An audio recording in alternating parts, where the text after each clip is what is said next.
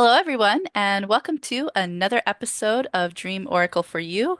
This is episode 18, part 2, and we're back with the wonderful Trevor Andrei again today to wrap up things about Aphantasia and to talk about whatever else comes into the realm.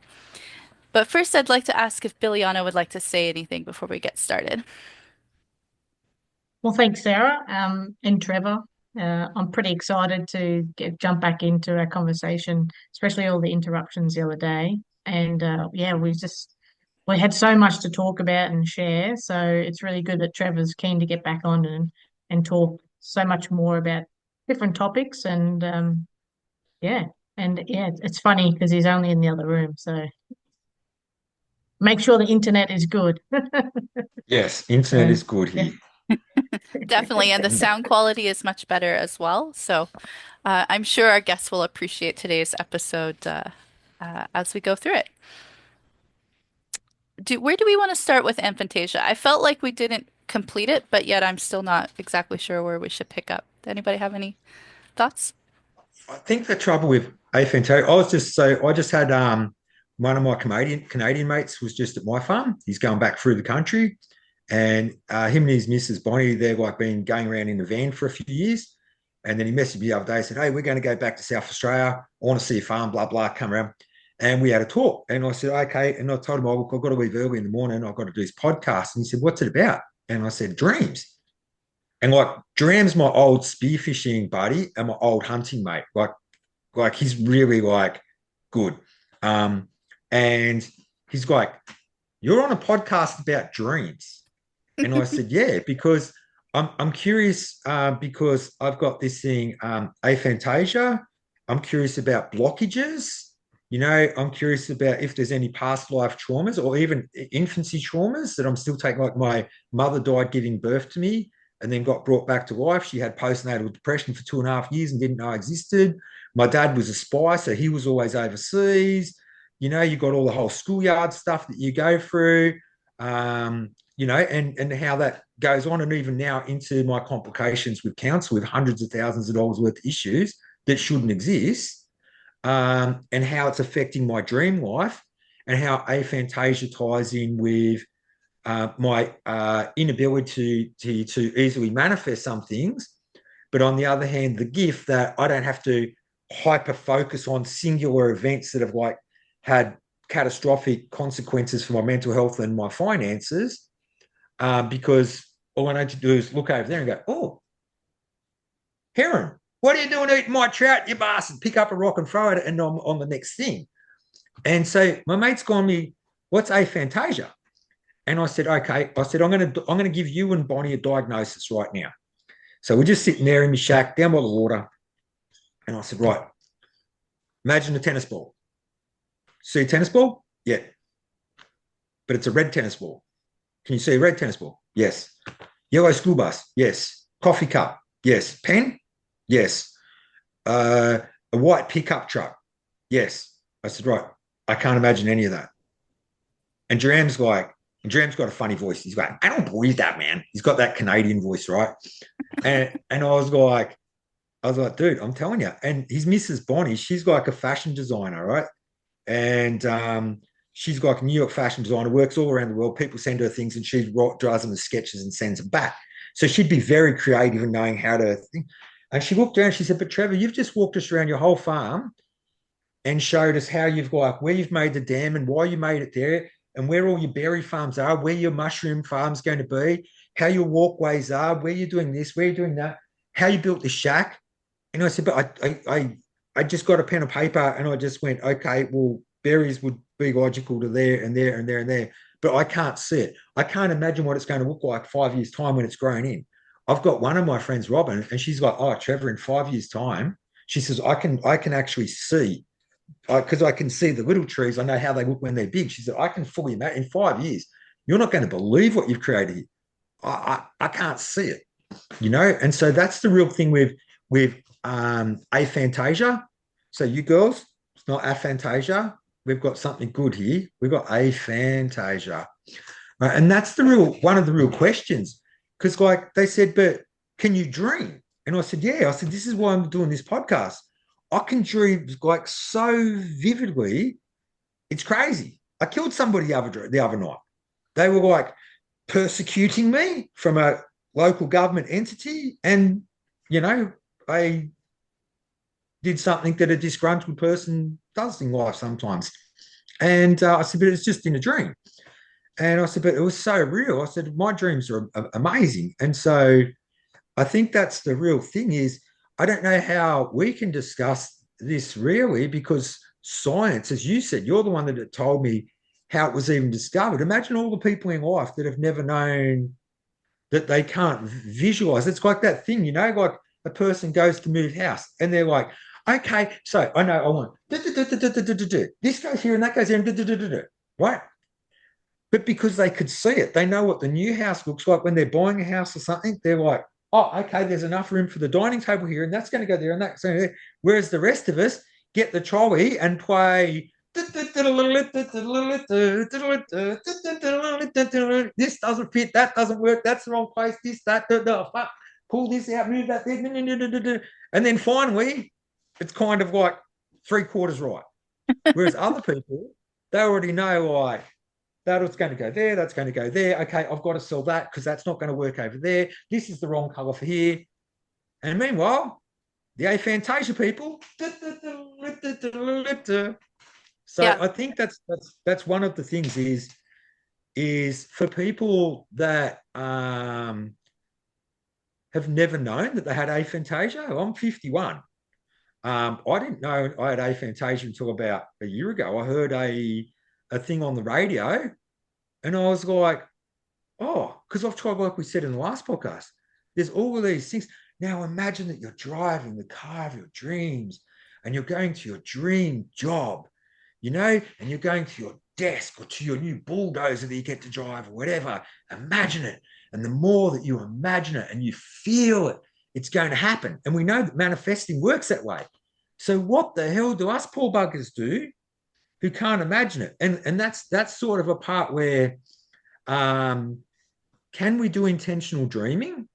Is there a way that we can pre-program ourselves before we go to sleep to put that into our subconscious, which I don't think is a subconscious. I think it's another dimensional conscious. I think it's a way that our soul rehearses scenarios, and perhaps a part of that is to precondition us or to pre-prepare us for bad situations or to actually go through those emotions like that pretty intense dream that I had the other night.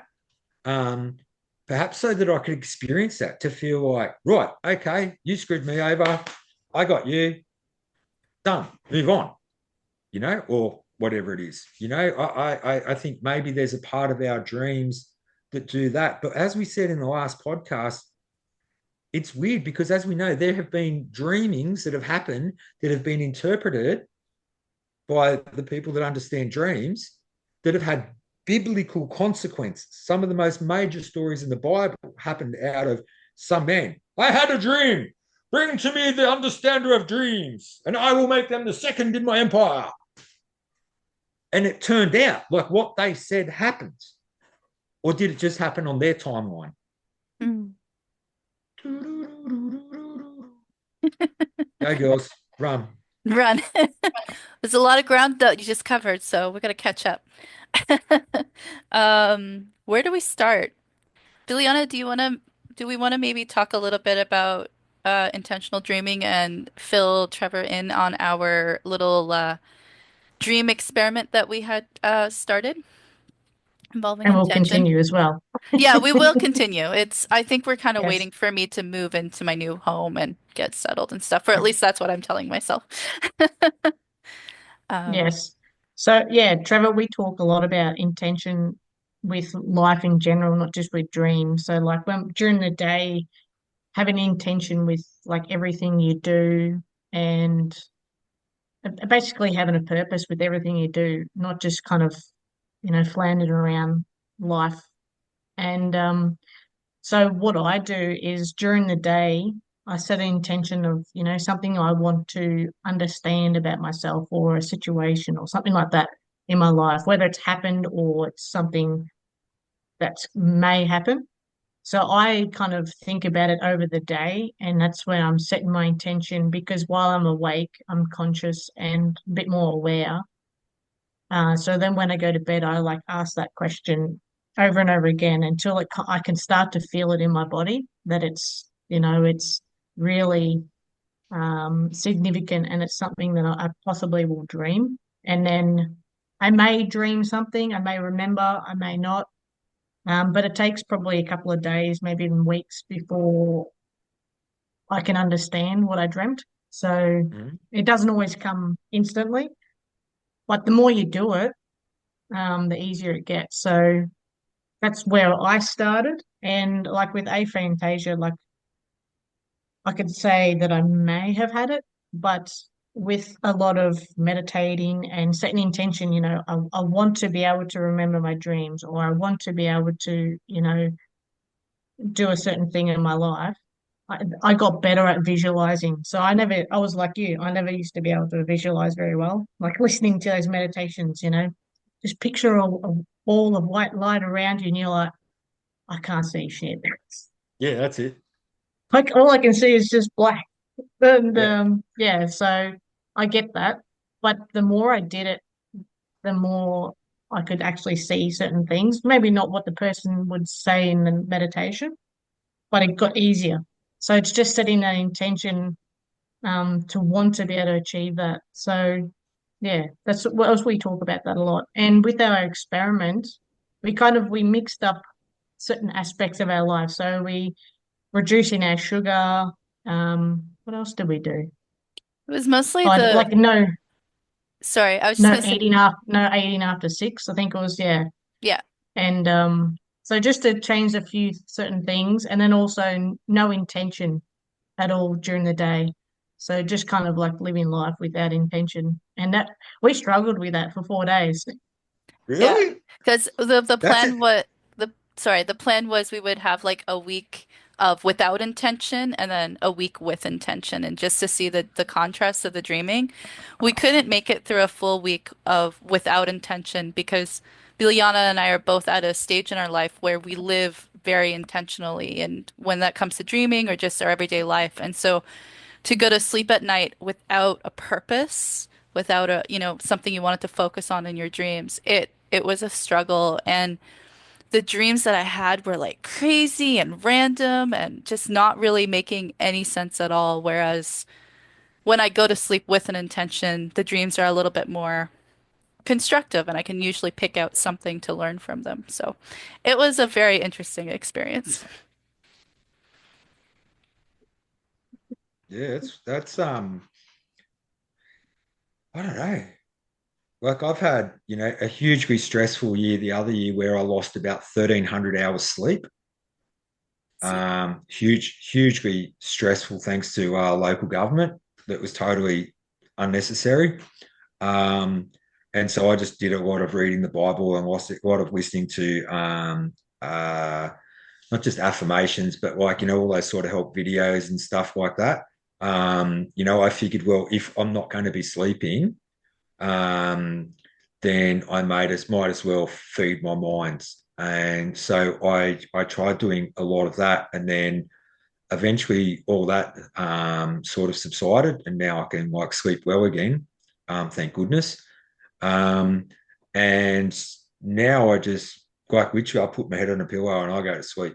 And my dreams are just whatever they are. And sometimes I can say, oh, I can pick out this and that and this and that. Like the other day when I was saying to some people that I'm helping fight state government, they were like, oh, thank God you've come, Trevor, And I said, oh, I never fear the cavalry's here. And then I had a dream about, being in the army and stuff like that night.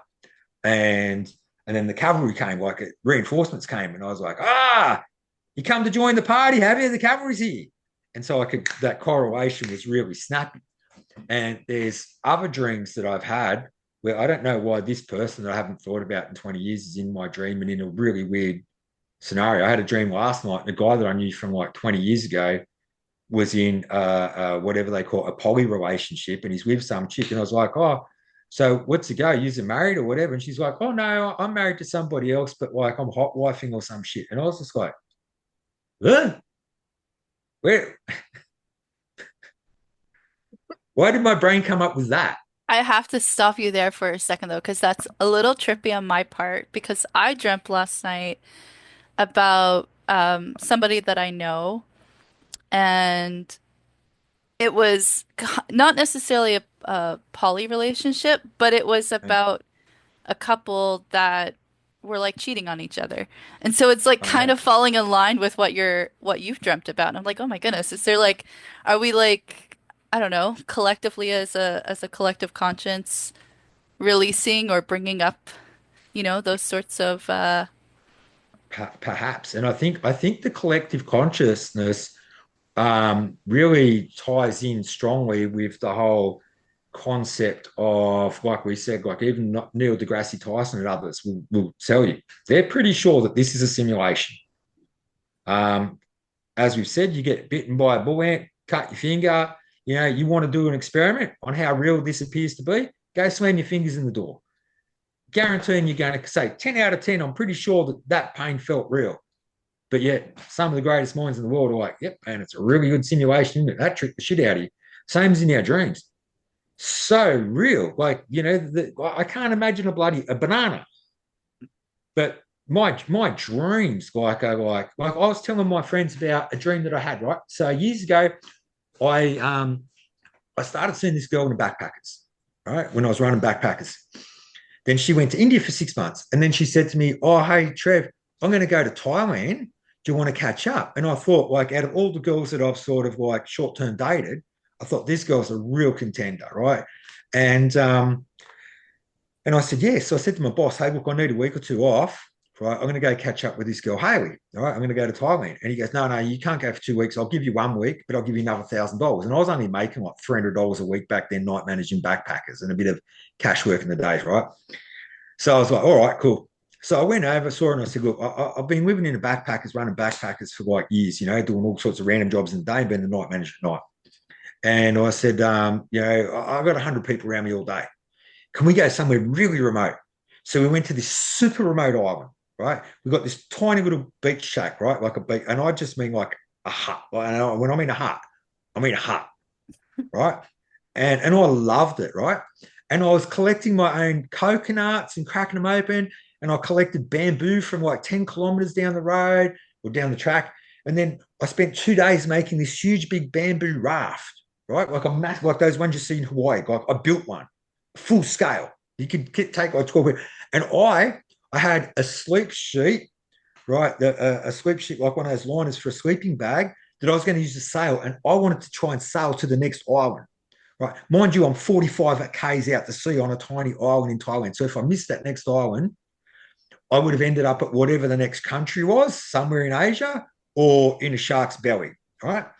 And so this is all in real time. So that night I went to sleep in the hut and I woke up and I'm like, where's Haley gone? So I go out and I look around and I hear this noise down near the beach. And it's her, and she's got this massive bloody bamboo raft I spent 2 days building, and she's taking it down to the ocean. I said, where are you going? And she says, I'm pushing this out to sea. And I said, why? It's my raft.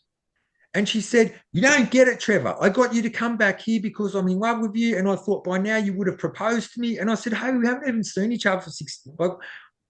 We hooked up for 3 or 4 days in the backpackers 6 months ago. I haven't seen you for 6 months. Like, I'm here because I'm genuinely interested in you and seeing if we, it's a bit, I knew you for 3 days. So I'm not ready to propose.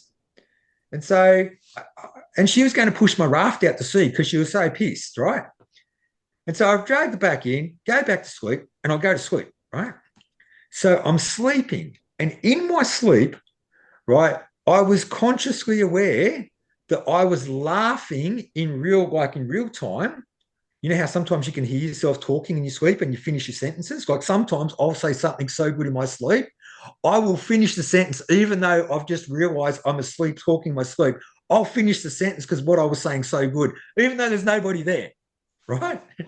So I realized while I'm asleep that Haley's in bed with me and I'm laughing because she's pissed off that I spent 2 days building a raft, right? And we're doing other shit in that, like we're doing the whole beach life. And so I'm pissing myself laughing in my sleep, realizing that I'd be waking her up and she'd be pissed off because she went to push my raft out to sea. And my mate, and I just told this story this morning to Jerram and Bonnie, and they're like, wow, man, how many levels deep is that? You know? And and I was like, I know, right? And I said, but I can't see a tennis ball. Go So figures. I think when we get to that bit of like, how is, how is everything connected? At what point are you awake? At what point are you asleep? Um, are there glitches in the matrix? Which clearly, there's more than enough evidence on social media to show that there's been some major glitches in the matrix. Are there people that are jumpers? So there's videos where like police cars are even like chasing a car, and the next thing you know, it goes through a fence, and that's on police dash cam footage, and they're like, "What the fuck? Where did that just go?" Like I think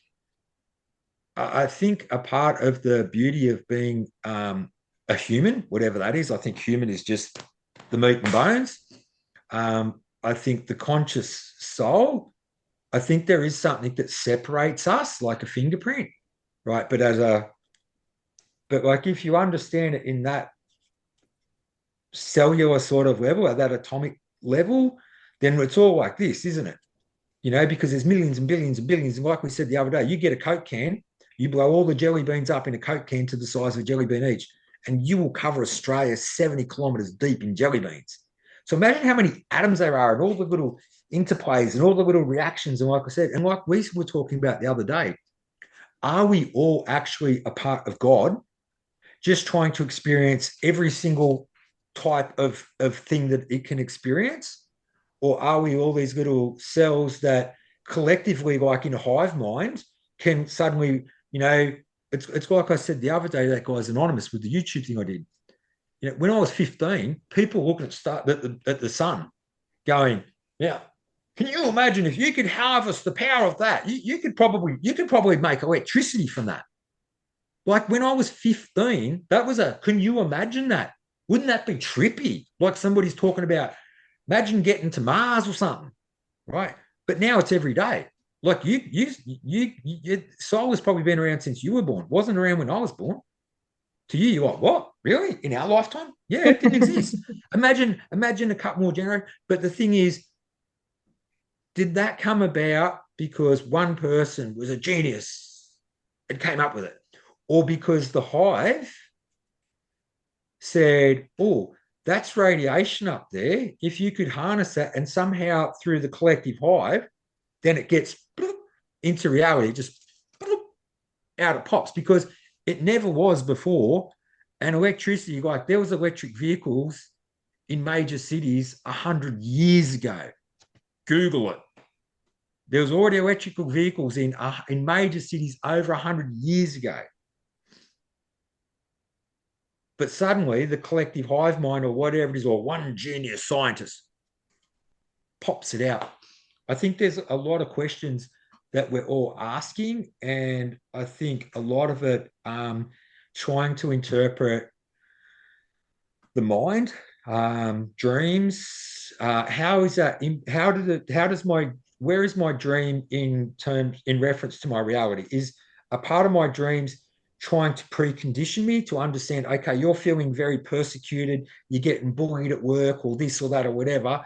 Let's have a whole heap of dreams about that to make you more, I think the word would be like immune or more like bolstered or something to stand up to that.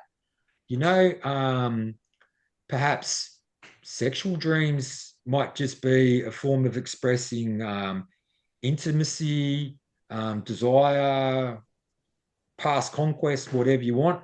I don't really understand it all.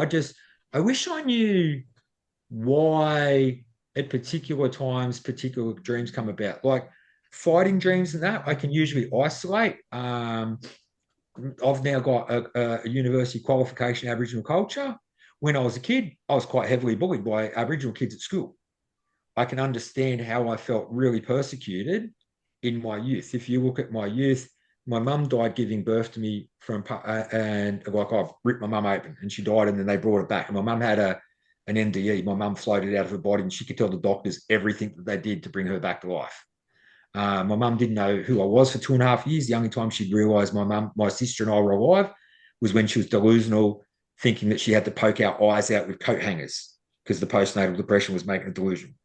You know, so I can sort of understand that there's been, levels of trauma in my life, and then I can sort of see that when heavy trauma comes back on me in a workplace or in a business setting or something like that, I can understand why my dreams are having these sorts of dreams. I can understand the persecution.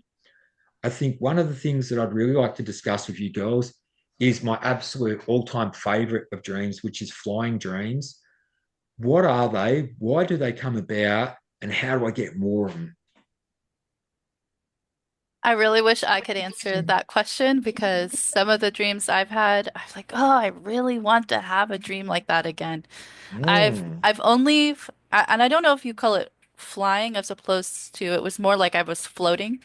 So I didn't Mhm. really, it was just kind of floating through space and I could kind of control where I was going, but not exactly. And that only happened once. But the beauty of it is when I have I almost every night have vivid dreams. But my dreams also just feel real. Like I feel the sensation in my body. I feel what it's like to float through the air. Or, if you end up, there was once I was floating and I actually went through a portal. And yeah, it was pretty cool. It's weird. It was like it's almost like you're like seeing a sky or like the night sky with all the stars in it. And so you're like floating through the air and you're like you pick at a star and you're like I want to go there. And I just like go towards it and then it was like a portal that I went through. But like my leg had hit the edge of the portal and I actually felt like intense pain in the shin of my leg after going through the portal. And then when I got through the portal, the things that were inside that portal are definitely nothing you would see in this 3D reality. There were like Really? strange creatures, stuff like that. So, Wow. Yeah, that's Wow. interesting. I- Yeah. I've had floating dreams where I'll be floating through a house, and when you get to the doorway, like you'll be floating, but you actually have to like bob down to get through the doorway, yeah. you know? Like I've had floating dreams like that. I have flying dreams where I'm in the sky and I'm like this, and I'm like, and I mean like rocket speed. I mean like missile speed. And then and then I have those other ones I told you about where like like I'll be like up huge gum trees, massive 30, 40, 50, 60 meter tall gum trees. And I can just like a spider, I can just go like jump off one and just boom, and I'm over onto the next one that's like 15 meters away, boom, boom, boom. And you wake up and you're like, no, no, no, I didn't want to wake up. That was awesome. And I think it's a real, for me, I think the thing I'm always trying to isolate out about flying dreams, because I associate that with that you're going somewhere, you're accelerating, it's to me that's kind of an ascension dream, if you will, as opposed to like when I have, quite violent dreams, which aren't often, but when they are, I'm telling you what, they're people die. Um, Yeah. I really see that as like a very traumatic dream. It's never me wanting to cause anybody injury. It's people chasing me, persecuting me, grabbing me and trying to like attack me and kill me. And I'm fighting for my life. Like I've had dreams where we're throwing each other through windows and there's glass everywhere. And the next thing you know, you're picking up pieces of glass and you can imagine the rest. And Yeah. I see that as like, something you want to wash off you. You like it's why in my normal reality are people persecuting me who clearly I'm lovable? Why would anybody be causing me distress and trauma at a level where it's clearly having quite horrific impacts on my subconscious mind? Couple Yeah. things. One thing that comes to mind for me is it's quite possibly a past life experience or even a future life experience, you know. Can't remember if we brought this concept up in the last episode, but I think we've at least talked about it previously in the podcast, and that's, you know, beyond this 3D reality, there is no concept of time. There's just past, present, and future are all now. And Yeah, then I believe that we access other dimensions. I think we talked about that as well when we're yeah, dreaming. So I yeah, believe there's other dimensions, there's past lives, future lives, other timelines, parallel timelines. And mm, when it comes to timelines, my concept, how I believe it, is that they're all kind of stacked on top of each other. So, you know, right now there's me having this podcast with the two of you. There could be a parallel timeline where I'm still in the same chair and I'm still having the same, we're still in the same podcast, but maybe the conversation is slightly different. Or yeah, you're wearing yeah, different clothes, or, you know, there could be yeah, just a little something that's just a little slightly different. And there's probably infinite possibilities that exist. There's yes, probably infinite timelines, infinite, I don't know if there's infinite dimensions, but maybe. Um, That's interesting you bring that up because I was just started watching this TV show, and I don't normally watch TV or movies, but lately I just because I've been pondering a lot, I thought, I'd like to get some different ideas rather than just reading a book or listening to a podcast. I'll watch a TV show, and they put a lot of truth in movies and TVs. So mm, it's called The Devil's Hour, and it's like what you were just describing, Sarah, about the different timelines. And so it's really based on like two people and they are becoming more aware of their different lives that are kind of merging together. And so like having her dreams are quite vivid. She's remembering not future things, but from other timelines. They're not even past or future. It's just the things that are happening at the same time. So that was quite interesting listening to that. Yeah, and just as you said it then, I was like, oh, I'll that's give you interesting. girls one that's really weird. So last year I was oh no, we broke up in September. So prior to last September 2024, I was engaged. And there was a partner relationship where you realize like, oh, this person isn't a long-term sort of person. You're hoping that they were, and they're like, yeah, I want to move to the country, and I know the New World Order's coming, and the Illuminati, and all this shit, and blah blah, and I get it, and I get it, and I get it. But then eventually you realize, hang on, so you and your kids are coming to my farm to live with me and eat all the stuff that I've put away and all the things I'm putting on trees and stuff like that. We've been engaged for a year, but you've never even watered a veggie garden once when you come here. At what point are you going to like click in? Because you say that you're a city girl that wants to move to the country and do this, but you haven't shown any of the bits. And then there was some other things that were sort of like pulling us apart.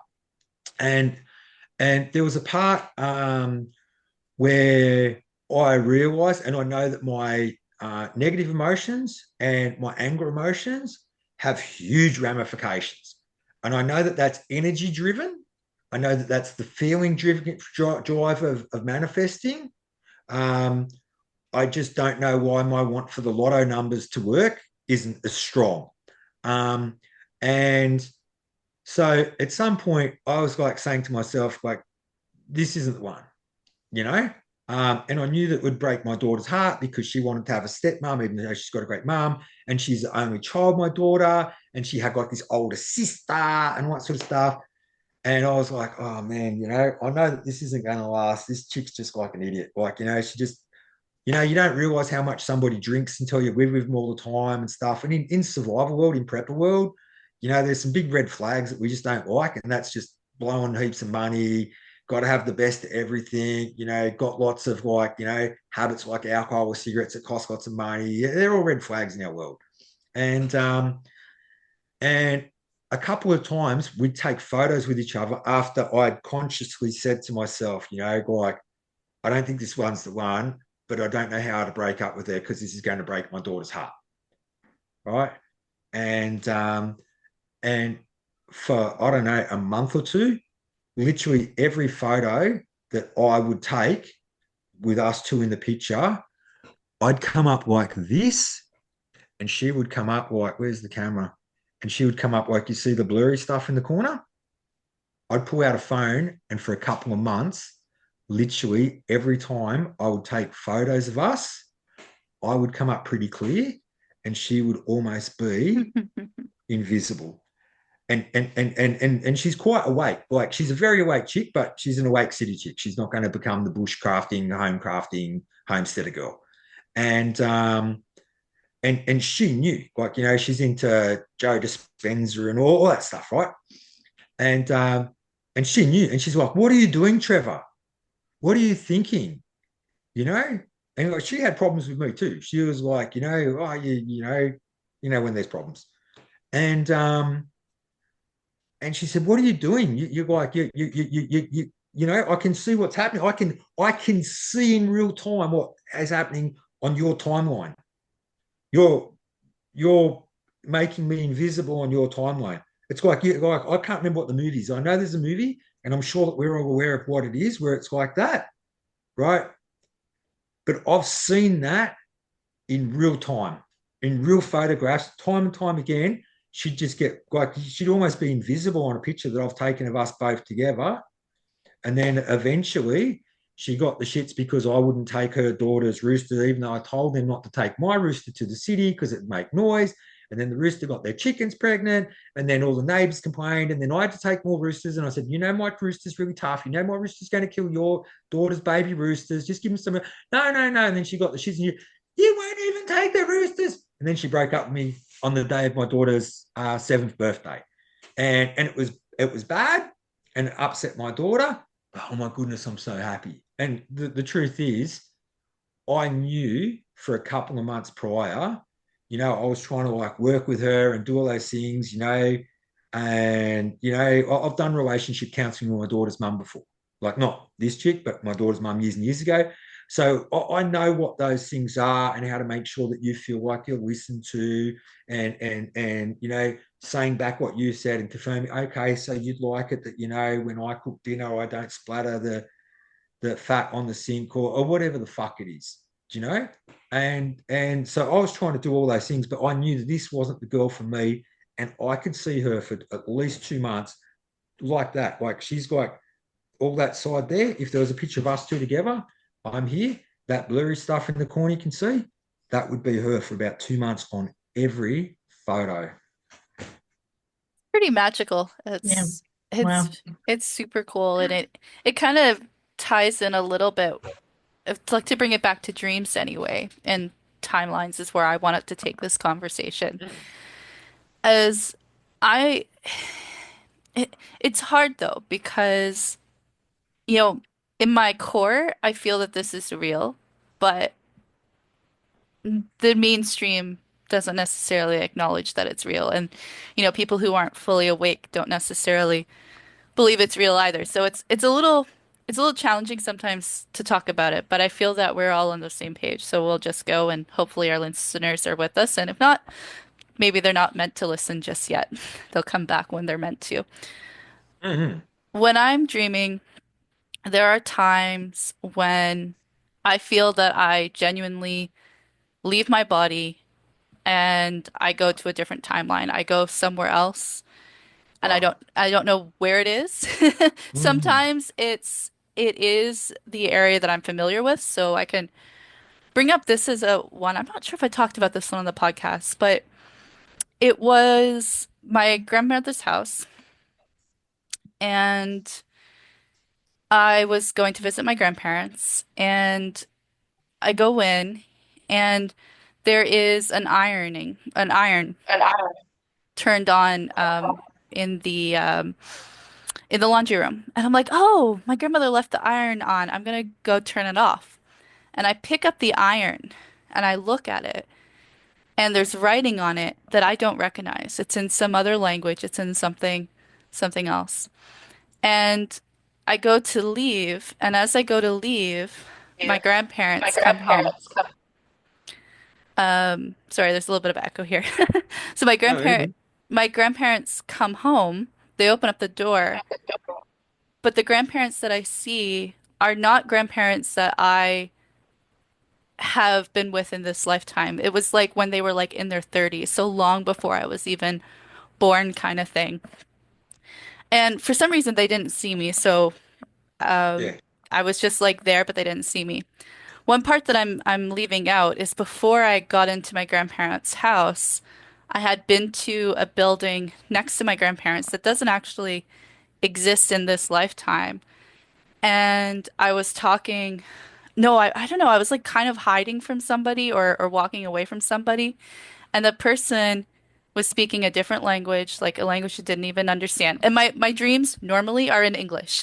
yeah, Just to clarify, I don't dream in. And they were wearing, it was kind of like a military-based suit, and the buildings outside had brick instead of like normal siding that you would have. And to this day, I still don't fully know exactly what that was all about, but I genuinely feel it was a different timeline. Perhaps it was a timeline where like perhaps the Russians or the Germans had actually, won the war kind of thing. And it was like, it was still like my hometown and where I grew up in, but it was not English, which was yeah, pretty crazy. yeah. Well, I think, like I say, I mean, I've seen some crazy stuff. Anyone that ever wants to bet me, right? You hook me up to a polygraph test, and we'll play right now, right? I've seen spaceships with other people. I've seen spaceships for so long that I got bored. My mates were still watching them. I made a fire in the bush from scratch, and then walked to a four-wheel drive and got a jerry can of water and came back, and I boiled water in a cooking pot, and then I made us coffee while we're still watching spaceships. That's how long we watched them for in real life. And I'll polygraph test that with anybody any day. I've seen ghosts like walk through. I've seen things. I've seen a CD cover fly across the room with six friends with me in a lounge room sitting on the other side of the room. Right? Are there other overlays? I think I'll call them that come in and out of us. Yes. Um, do they possibly play into the Matrix? Probably. Um, and the thing is, we know, like, some of the greatest minds have said there's infinite possibilities, there's infinite timelines. Like, one of the big things that I've been intentionally trying to do for the last couple of years is understand where I am. And by that, I mean, how does this, what are the actual dynamics of this? And a part of that is, um, if there's multiple timelines, am I aware of me on this timeline, but am I also aware of me on every other timeline? Is there just one real me that can then flip little timelines as I ascend or as I descend spiritually? Um, I think I think it would be, just silly to assume that, like, this is it and this is it and that's it. I mean, anybody who has ever had a mad mushy or something like that knows, like, there's all sorts of places the mind can go to. And I think one of the real things is trying to figure out, and I think part of the reason that a lot of us are trying to figure out is because a lot of us are trying to become better in who we are. We're trying to make sure that our souls go to a happy place after this, if there is more than this, because um, the during can be enduring. When you're going through a rough time in life, like, you can really take everything you've got. When the black dog's biting, it can take everything you've got. So, would you want the black dog biting you for eternity if you believe in that? Not this little black duck. So, I think there's a part of it where we're trying to understand the constructs of the physical universe or the spiritual universe, whatever it is, because it's either physical for real, or it's a spiritual one in which, just when you do that, that noise happens and you feel that feeling, but you're really somewhere, God knows where. And I think a lot of it is trying to work out how do we not have nightmares? How do we make it that our waking life is pleasant and happy and joyful? Um, how do we manifest and bring about the kinds of things that we want, and how to change the things in the universe that aren't to our liking? And I think a big question of that is with timelines and are we just adjusting? Like if you look at your background, Sarah, do you know if are we just tweaking that one dot, or are we tweaking that whole universe? In terms of a timeline, like is it just that one that we're conscious of, or are we adjusting everything around it? Like I find it hard to understand, but it's something I've put a lot of intention on in the last year or two, trying to work out how does this construct work. And like we were discussing before, with collective conscious and things like that, some of my dreams are just so absurd. I wake up and I say to myself, I am glad I'm the captain of this ship in daylight hours, because life would be utter gobbledygook if, like, the way that my waking hours were with the way that that dream was, because it makes no, like, it's indecipherable. There's some dreams that you just go like,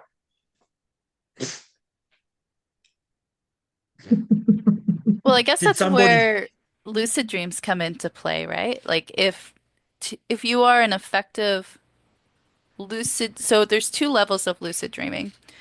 This Okay. is a recap for our listeners, but for those who are just joining us, when you're asleep and you're dreaming and you recognize that it's a dream, but you don't have any control, that is the bar for it to be considered a lucid dream. You're just aware that you're Yeah. dreaming. Kind of like you when you were laughing in the tent in Mm-hmm. real time, but because of what was happening in your dream.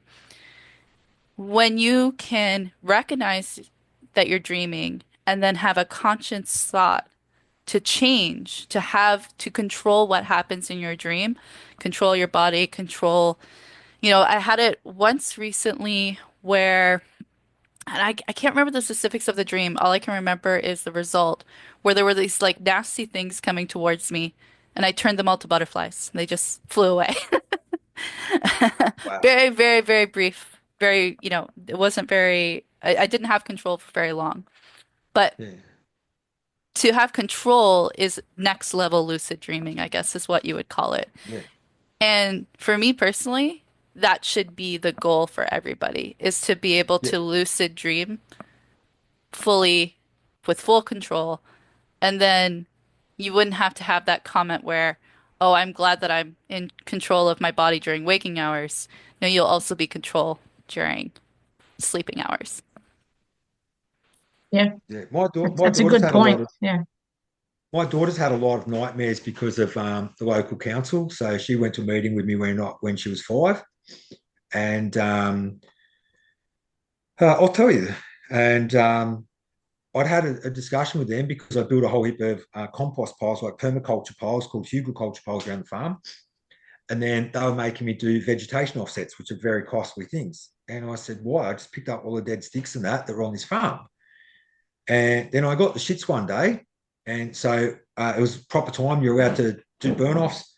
I did a burn off when it was legal, all under all the legal specs. And I sent a picture to the head planner. And I sent a picture of me doing a burn off with the text. And it said, if this was Brunswick, which is like a real hipster part of Melbourne, if this was Brunswick, I would be hailed as a permaculture visionary. But it's not. So stuff it. I'll do the dumb farmer method, and I'll just burn off all the dead piles of sticks. That's all I said.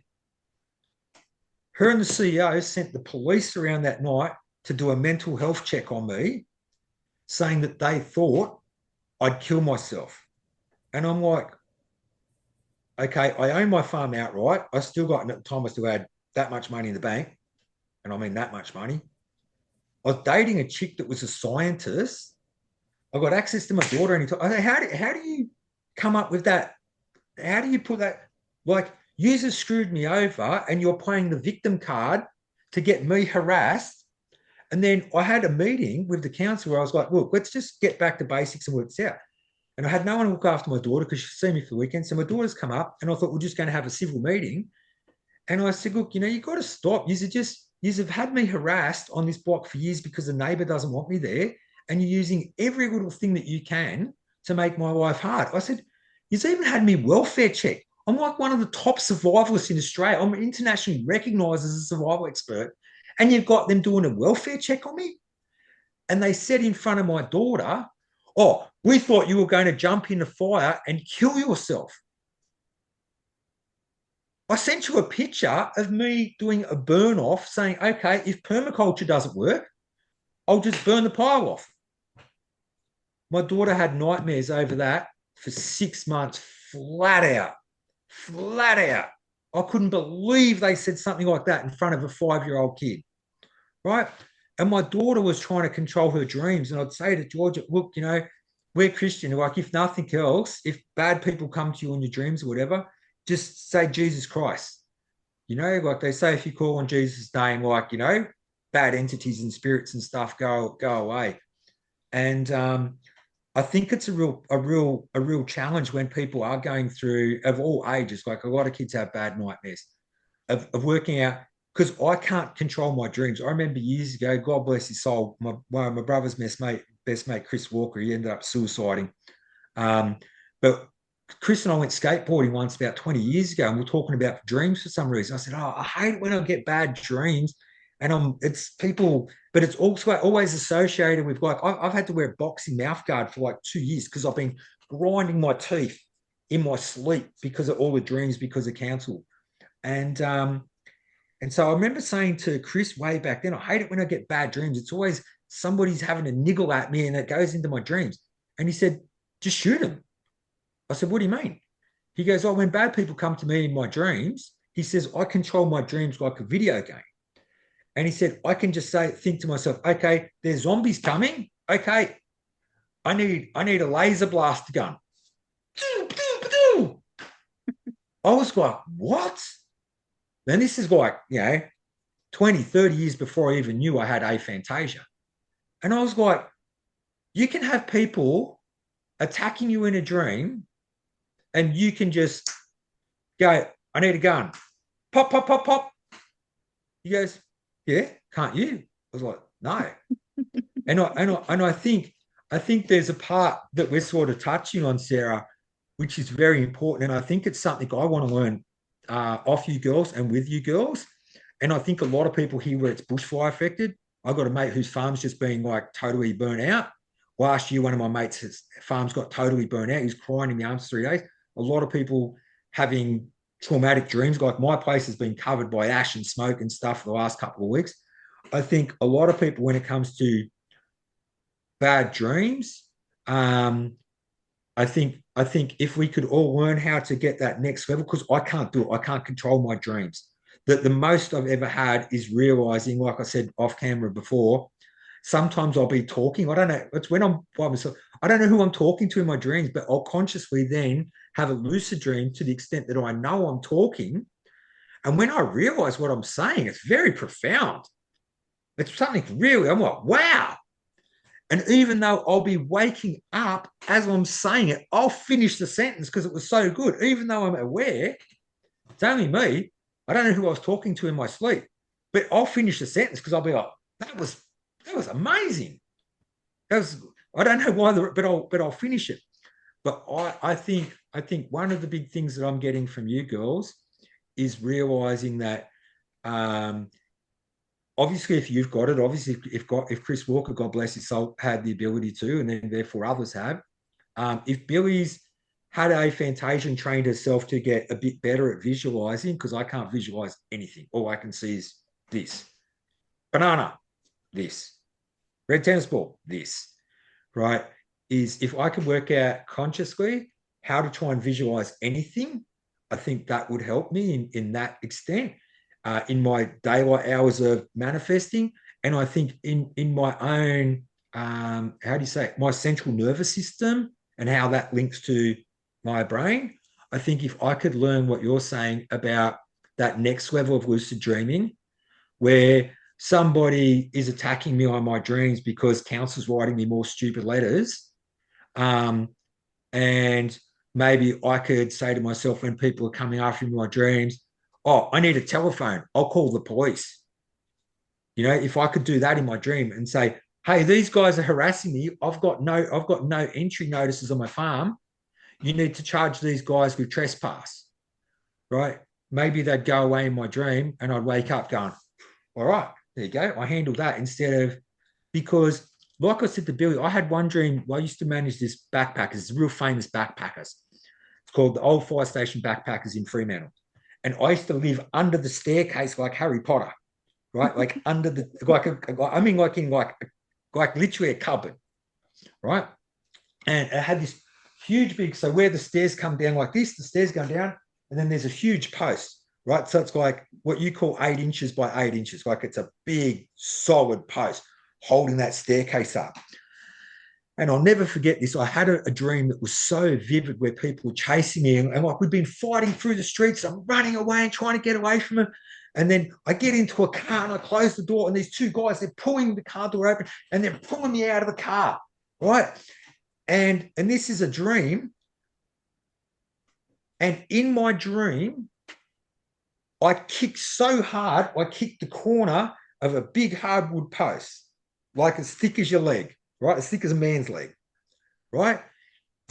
So hard, thinking I'm actually fighting for my life. If they drag me out of that car, they're going to kill me.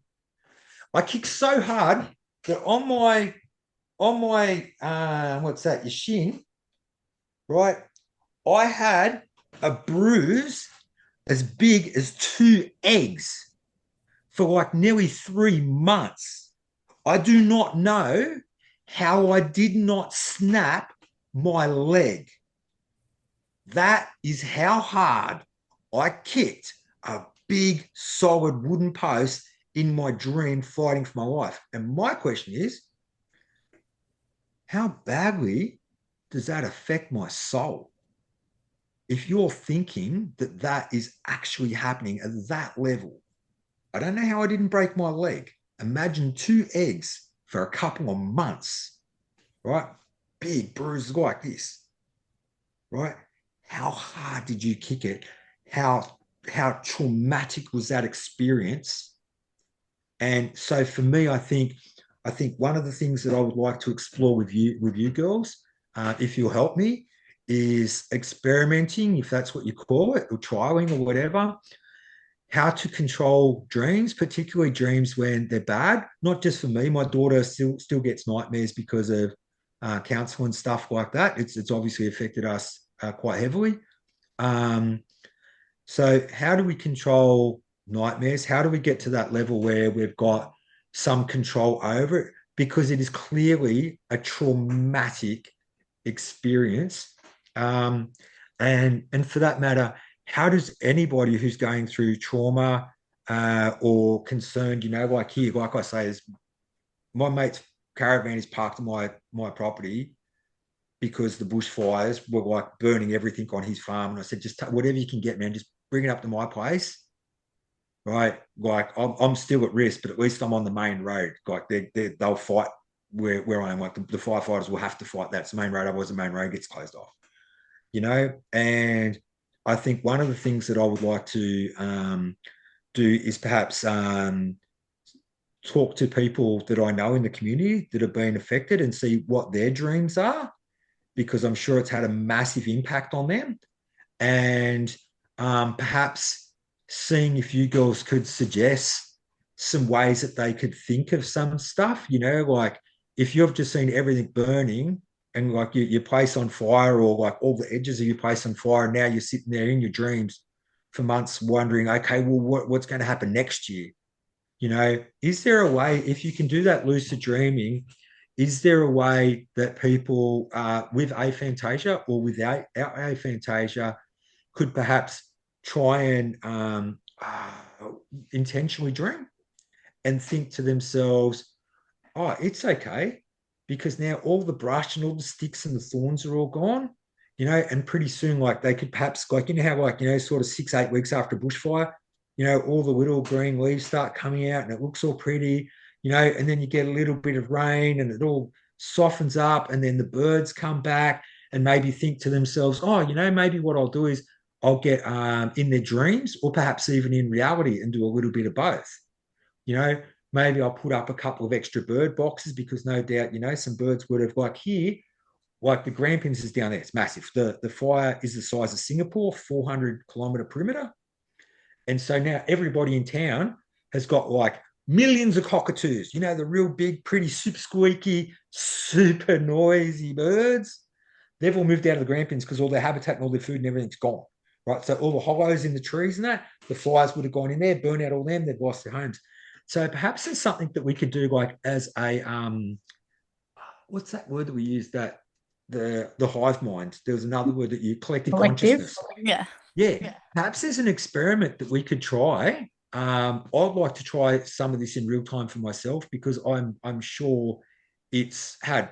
I know at one stage the doctors put me in for emergency scans thinking I had type 4 cancer from stress. I lost 1,300 hours sleep in a year. And when I would go to sleep, the dreams were quite bad. I'd like to learn how to lucid dream to that next level. And I'd like to see if we could try like a collective conscious experiment to find people that have gone through these ordeals and see if we could like perhaps tag them into a podcast, or perhaps we could do it as a YouTube thing that we do together where we can ask people, are you having bad dreams? And can we suggest some techniques that you girls could come up with? Like you said, how you can turn around and turn them into a butterfly. Maybe having dreams about the crows are eating all of your crops. Okay, because the scourge, the ravages come with fires. Perhaps that's the way that your mind's overlapping that experience. How do you turn that around and make it that like they're lady beetles, and it's all pretty, and things are popping up everywhere? I think that would be a really good experiment to do in real life and work out, could that help people? Because I think a lot of the reason that as I said, I am a sensitive new age crazy prepper, whatever you want, but I'm everything. Like I'm as blokey as a bloke can get, and I'll try that hippie Reiki method if it's going to make my life better. Like I'll do the bowl healings and the tuning forks. I've been listening to all that stuff for a couple of years, and I'm sure that there's a lot of benefits in that because we know frequencies, and there's a lot of evidence to show that a lot of the new agey stuff that we're doing is really good, and a lot of it, to be honest, has probably been hidden from humanity for hundreds, if not thousands of years. As we said, the victors write history. They take your books and your knowledge and whatever, and they go, whoa, whoa, whoa. The people can't have that. That's for the Illuminati, and they get this bit of knowledge. And so I think there might be something in it if we can try and look at something like that. Because when I come to do things like this, it's not just because I like talking. It's because Are you sure? I find. No, I'm true. Serious, Billy. I think that what happens is because you'll notice when I stop and listen, I'm sure anybody watching me on the podcast, is there's some things that you can say. And I even though I pretty much live in autopilot, every once in a while I observe myself. I don't do it often. But I've noticed, like when I was looking at the screen, sometimes you girls are talking and I can actually see the same way that like a dog will look at you when it hears a different noise or a frequency in your voice, and I'm sort of like tuning in on your mannerisms and what you're trying to say and what you're evoking and trying to like really absorb that message. I think a lot of times when we really bare our soul, I know there's times in interviews and that where I've now observed myself a couple of times and I know what my cue is when it's literally I rip off my armor and I just bare my soul. Like I'll say, well, it's like, and when I do that, I know, okay, here we come. It's a big truth spilling. It's a big look, this is how it is. When you take away the guns and the camo and whatever, this is the child soul, expressing everything. And I think that a lot of times what we do is we give each other jigsaw puzzle pieces Oh, 100%. that put in somebody else's, and sometimes people give them back. Like what I'm trying to say is, you know, you might not know how to fix something. The water tank might be broken on your farm, but I can tell you in real time how to start at what end, and I can teach you, okay, go to the shed. There's a thing and it looks like this. I'll draw a picture or Google it. And the next thing you know, and you're, oh, that's a monkey wrench. Okay, that's what I need to adjust this with. Go to the end, check if the hose is blocked. Okay, the hose isn't blocked. Okay, go right to that end, take that off, find out where it's blocked, and then fix it. And these are the tools you need. And so one of the things that I've been touching on with you girls are clearly my blockages, because I know that you understand blockages. And even now, like, you might not have realized it, but I'm like, wow, hang on, it's not just Chris Walker that could shoot bad guys in their dream and change them. You can change something bad to a butterfly. How do I do that? Because if I do that, there's a 6, 7, 8 hour window of my life that is affecting my poor soul that needs healing and needs a way to stop that happening, because that is something that happens a lot in my life and it's not good. And as I know, I do not know how I did not break my leg. I kicked it that hard. You imagine, go get 2 eggs and stick it on your leg and imagine it being there for 2 months, and imagine how hard you kicked wood in real life in your dream thinking you were going to be killed. That has an impact. I want to stop that in my life. I want to learn, can I imagine anything? Is there some extra visualize? Is there a starting point of aphantasia? I need step 1 and I need step 1, not, oh, well, maybe. I need 1, start here, X, start here, and same when it comes to lucid dreaming at that next level of stopping the bad guys. And how do I imagine things that are beautiful and good and whatever? Because that is affecting my energy. And as you know that I know, everything is energy. I'm one of these things on your background. I'm one of those little dots. I'm in this bag of meat, running around on whatever this is, or whatever computer program this is in.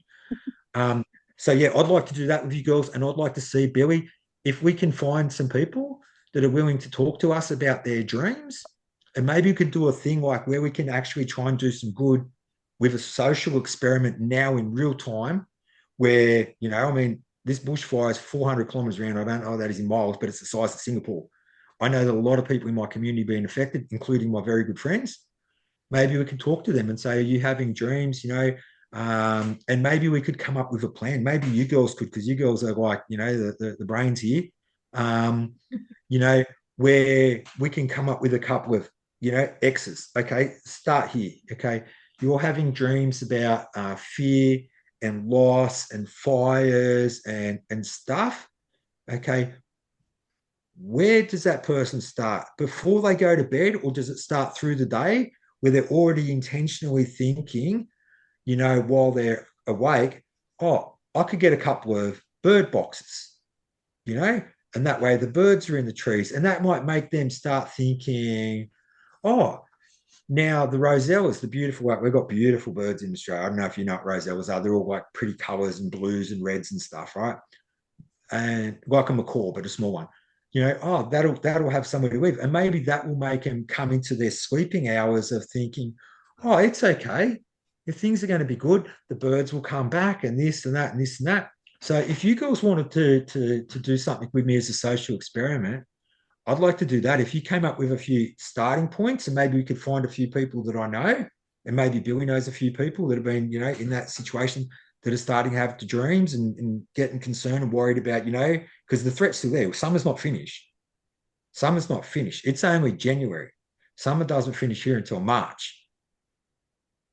Bushfire season is not over. And a lot of stuff that's been put out is ready to reburn.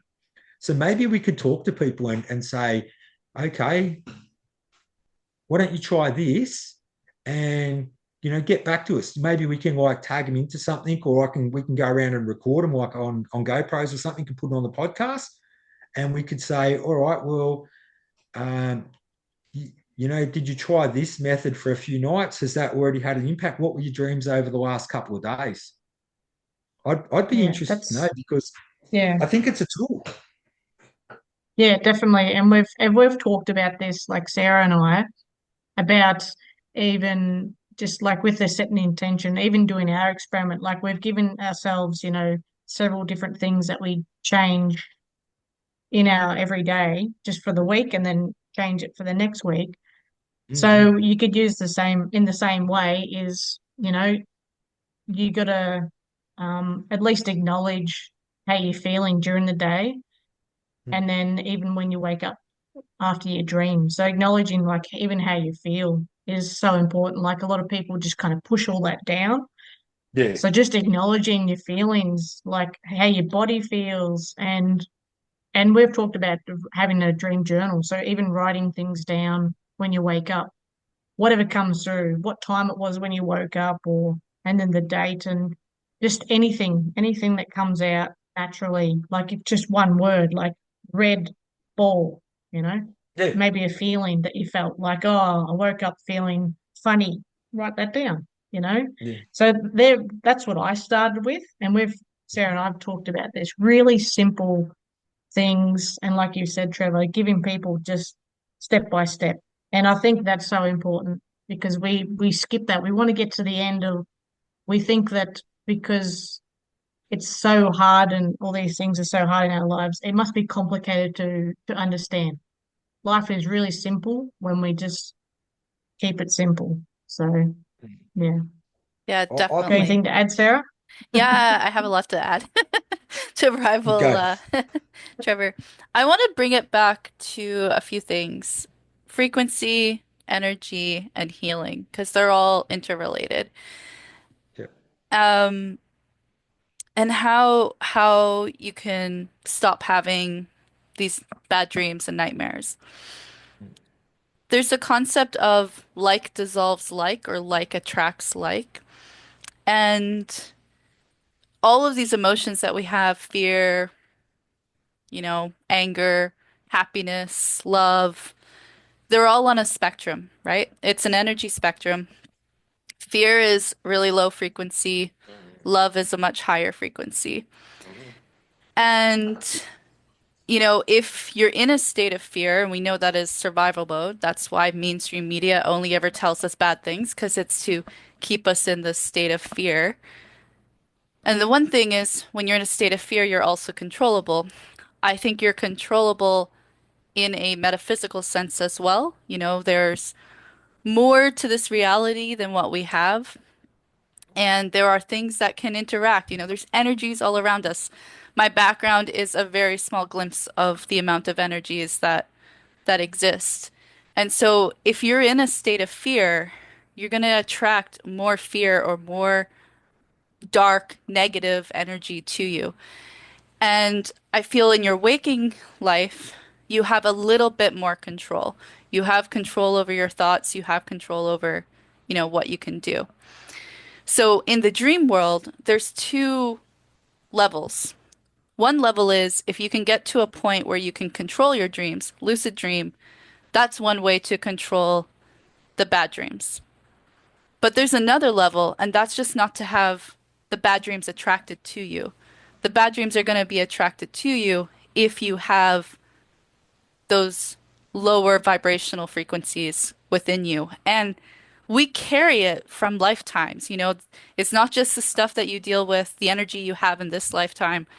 If you were prosecuted in a past life, if you were, you know, murdered in a past life, if you were abducted in a past life, if you experienced some full-on trauma in a past life, that energy stays with you because, as you said, us as souls are individual fingerprints, if you will. We have some sort of energetic signature that makes it me, it makes it you, it makes it Billiana.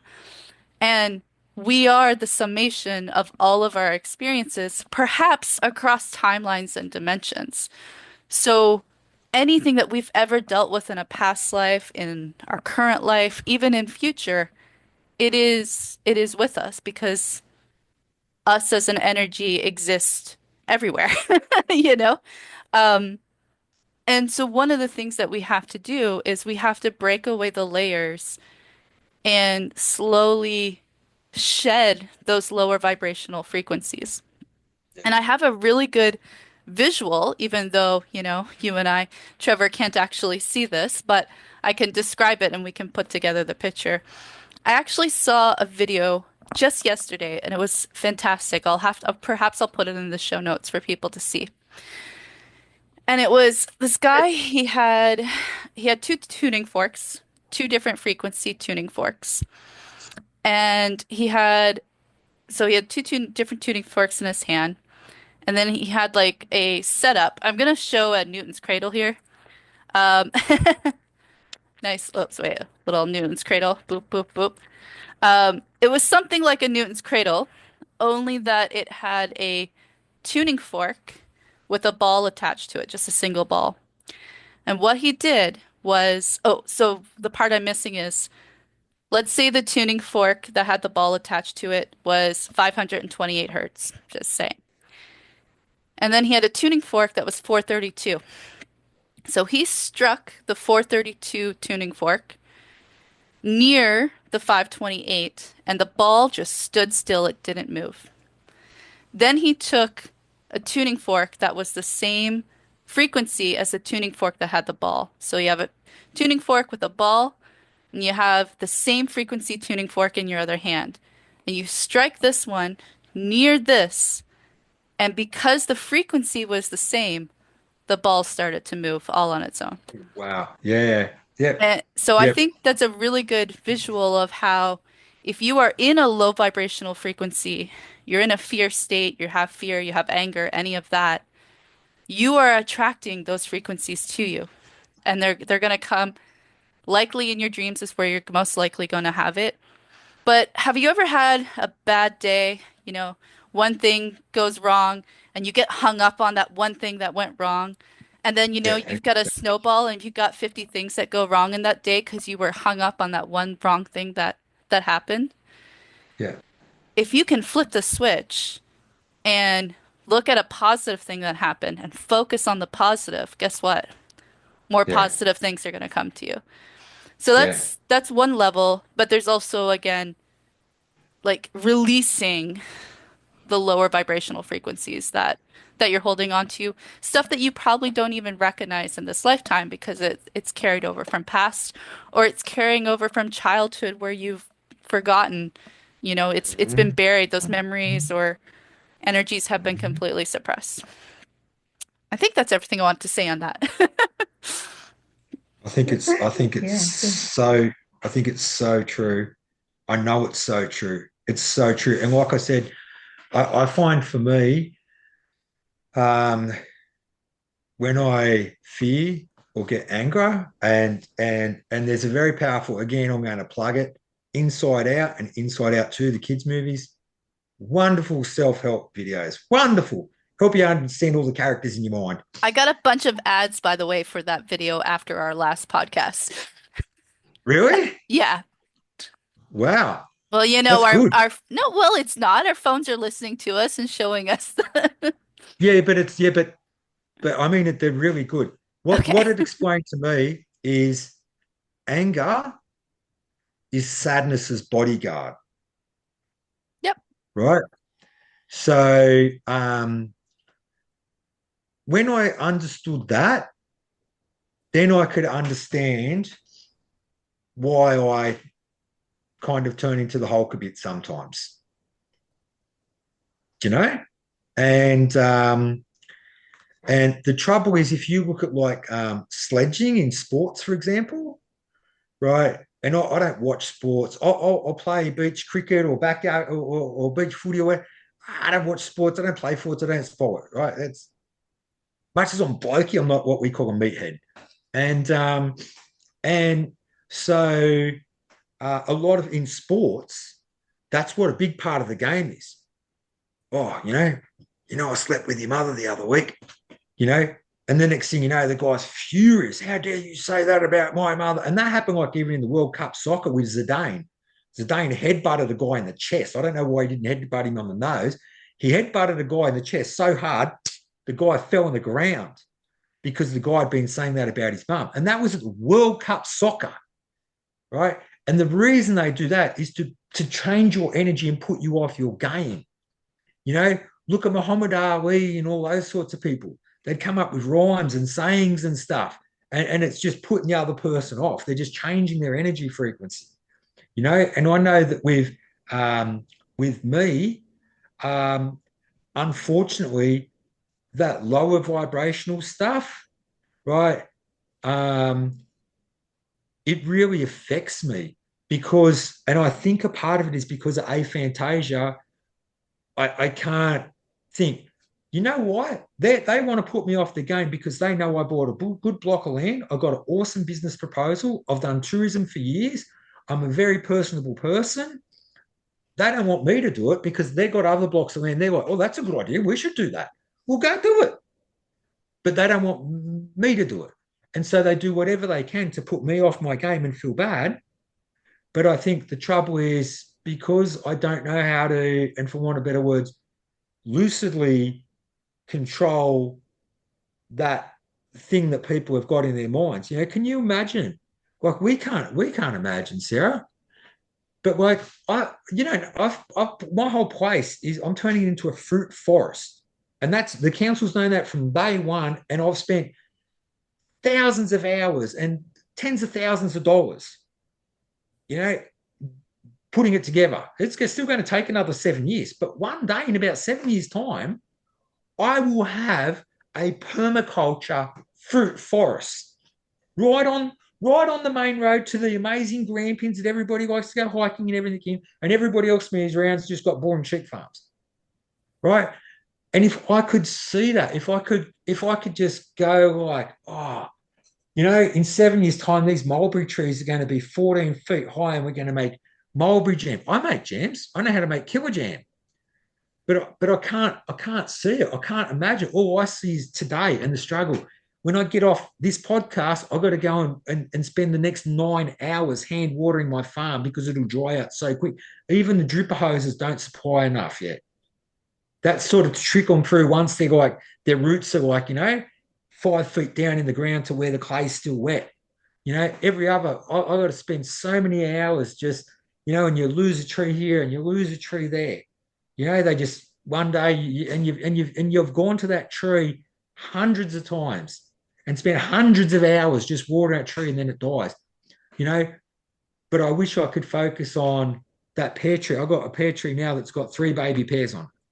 And I know how big pear trees get, but I can't see it. My friends, when I walked Duran and Bonnie through the farm, they were like, oh man, you are a man with a plan. Like I've made walkways and there's all sorts of stuff. And there's like little bush shelter things you could do, and stuff like this in case you get lost, hiking on a school camp or in the bush around.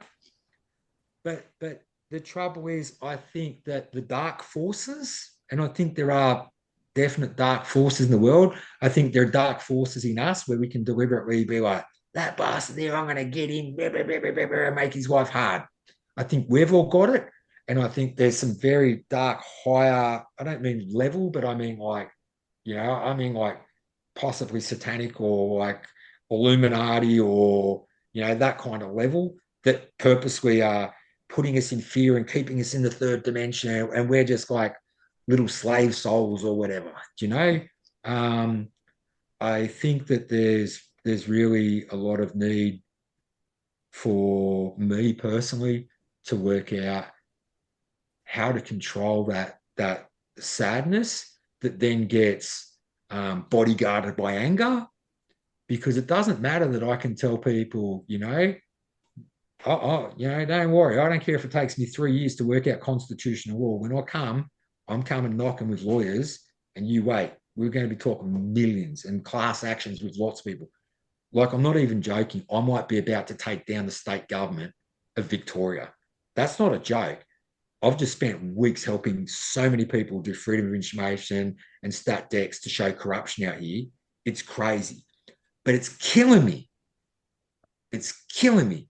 And what I need to do is somehow focus more on the proactive. Soon there'll be new governance. People will get a fair go. My farm's going to grow. It's going to be beautiful. I really think that I've come to you girls wanting to talk about dreams because I know that there are tools that I need in my toolbox. I can I can fix a car. I can make rope from grass. I can. What do you want me to do? I know how to do that stuff, right? But my mind and my soul, I can feel I can feel myself. Like when you close your mind, sometimes the closest I get to like that conscious awareness is I try and just focus because all I see is black now. And I try and imagine my pineal gland. And then I sort of manage to get just inside the blackness a bit. And I realize I'm in there. And I go, oh, hey, man, how are you going? It's been a big struggle, hasn't it? You'll be right. I can feel myself like it's a mix of like adrenaline and anger and sadness and hope, you know? And that's a part that I'm here with you girls to sort of work out, okay, what tools can I improve my mind with? What can heal my heart a bit more? And what can make my soul vibrate higher? Because I know that the dark forces controlling the world right now and the dark forces within the offices of power are purposely. This is what they do. They try and make us you down there. And I don't want to be there. I just want to be like, I want to be the next Steve Irwin and the next Bear Grylls put together. I want to be like the happy guy that's like, oh, wow, look at this bush honey. Oh, try this. Eat this flower. Oh, this is delicious. Put some of this in water. This is what the Aborigines use. I just want to run around and be the most fun, happy version of me. And I realize that a lot of my dreams are actually killing me. People are trying to kill me in my dreams. I realize that a lot of my waking conscious hours, my vibration is being affected by outside forces, quite often intentionally. And I need to control that. Like you said with the tuning fork, I need to work out how to get the happy vibration going because I know, like, as a Christian, we call it like walking in the grace of God, where sometimes it's just green light, green light, green light, green light. The other day I was thinking, I want to do a whole heap of podcasts this year. I want to do more YouTube collaborations. Next thing you know, somebody's, hey, hey, I'm such and such. Can I do one? I said, yeah. Can you teach me a bit of editing? Yeah, blah, blah, blah. Then the next thing you know, Billy calls me up and she's like, hey, do you want to do a podcast about dreams? And I'm like, yeah, Billy, because I really want to understand my dreams. I get terrible dreams. I get amazing dreams and I get terrible dreams. I need to cut the bad dreams out because they're not doing me good. They're hurting me. I can feel it, Sarah. I can feel it. I can feel little Trevor. I can feel little Trevor that was probably on the operating table being born when his mum died. I can feel the sadness I've felt through my life. I can feel it. There's some poor little dude in here that's had to stand up to bastards and stick up for other people and has sometimes been an asshole himself. And I'm just out to get this guy to be the best he can be. Oh, Well, I yeah, I can don't know feel how. that. Yeah, me too. I definitely can feel that. And I don't have there's not a thing I could say to follow that right now, I don't think. You made me speechless, Trevor. We're just feeling that. Yeah. Yeah. But this Well, is who we are as humans, aren't we? And I think this is why I think if you girls are happy to, I think I'd like to do like a little social experiment and see Yeah. because I know there's a lot of people that are going through real life trauma right now. Some of my like even one of my good mates right now, his farm just got burnt down. And see like if there's something we can do in real time to work out what tools you girls already know of, maybe what we could research a little bit, and maybe we could do it as a start from here. A start from here on um, curing or I don't know ascending from aphantasia and it start from here in turning your nightmares into happy peaceful dreams. I think there if this podcast between You know, us three ends up as anything. If we could help some people understand a couple of tools, I know it's going to help me. Anything's going to help me. You know, like I just like it's really hard. Like when my dog died, I had this English Staffy and she died of cancer in the middle of COVID. I hadn't seen my daughter for 3 months because of lockdowns. I had to do a proper television show and I cried on camera. And I meant to be like this big, tough survival guide. And the time that I'd cried before that was when my Staffy died, like my English Staffy died a few months before Sweetie died. And I hadn't cried for 30 years. I hadn't cried for 30 years. Can you imagine what it's like being a guy and not crying for 30 years with all the shit that happens as a guy? I did mining where it was me and one arsehole working together 168 hours a fortnight. The only thing he'd call me 168 hours a fortnight for 5.5 months was the C word. That's all. Right? And you just got to suck it up. I've got a choice. I knock his head off and I get sacked and never get to buy a house, or I just suck it up, you know? And I think it's like it's a real tough thing. Like I really felt that thing where I said it before with you guys. Like I really just realized, like, you know, I might be a 51-year-old guy that can like, you know, jump on television like that and be the man. But there's like a little dude inside of here that still hasn't healed, probably even from the second he was born, you know. And I think a part of that is, you know, the older generations. It's like, why did older generations kick the living shit out of kids? Try and knock me out. Have a good go. Get somebody who's pretty tough. Get them to try and kick the piss out of me, and they might kick the piss out of me. See how hard it is to knock me out. Do you know why it's hard to knock me out? Because in my generation, you didn't just get smacked. Oh, no, no, no.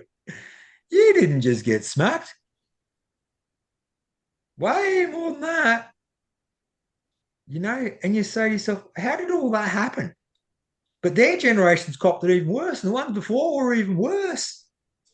And you think, okay, so I'm in this beautiful time, like totally crazy, fucked up AI surveillance everywhere, evil overlords of the world, satanic ritual abuse, so. But at the same time that they're doing this great reset, we're hitting them straight back in the head with the Great Awakening. And the beauty of it is a lot of people are starting to correlate energies and frequency and healing and different tools. And even for me, I know I teach women and kids self-defense out here for free, right? And I've had women that have been like abused and all that sort of stuff come and want to learn. And I'll teach them how to like block a punch and how to throw a punch and how to feel better. And even that tool, they know that the next time somebody at work bullies them and goes, and bang, never poke me again. And their heart's going, shit, shit, shit, shit, shit, shit, shit, shit, shit, shit, shit, shit. I just whacked that person in the head, shit, shit, shit, shit, shit, shit.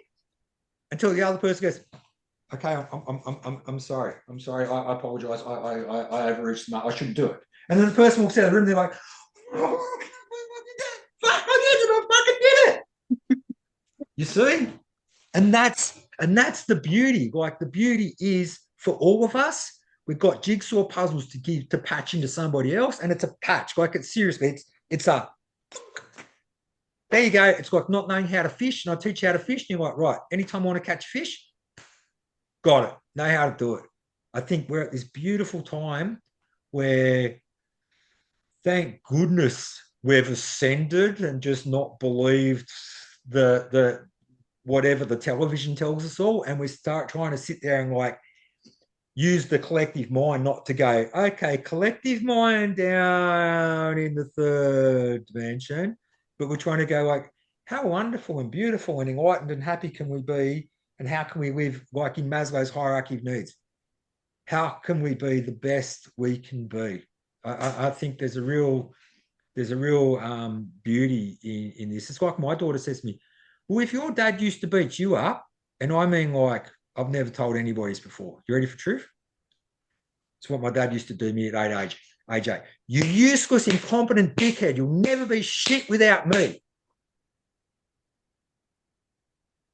Like I say, get someone to try and knock me out and then try and work out why it's be hard. Never told anybody that. And my daughter's like, how come you've never smacked me, Dad? And I say, oh, Georgia, oh, don't worry, you do me head in sometimes. I said, oh, you know, I said, but my generation, we're doing a social experiment, you see. We're doing a social experiment where we're trying to be our kids' friends. It's like when I see my daughter, I'm like, I'll pick her up from school on a Friday every couple of weeks when I've got her for a weekend, and I'll get her a little treat. And she'll jump in the car. And I'll say to her, how's your life going? Yeah, I'm okay, Dad. Who's your best friend this week? Because, it changes at that age, you know? Who's your best friend? Did you manage to eat all your lunch today? Sometimes she doesn't. She gets busy or she gets distracted. Did you get to play anybody with anyone today? Who'd you play over at recess? Because sometimes you do, or sometimes they're already playing another game and you've got to sit by yourself or whatever, And like the other week, she turns around to me and she says, oh, Dad, I'm really upset. I've realized I'm never going to get to do my dream. And I said, why? What's your dream? She said, I want to be a fashion designer, Dad. I said, why can't you be a fashion designer? Oh, I can't sew. I said, I know how to use a sewing machine. She goes, really? I said, Georgia, when I ran the backpackers, I made 9 big bean bags from scratch.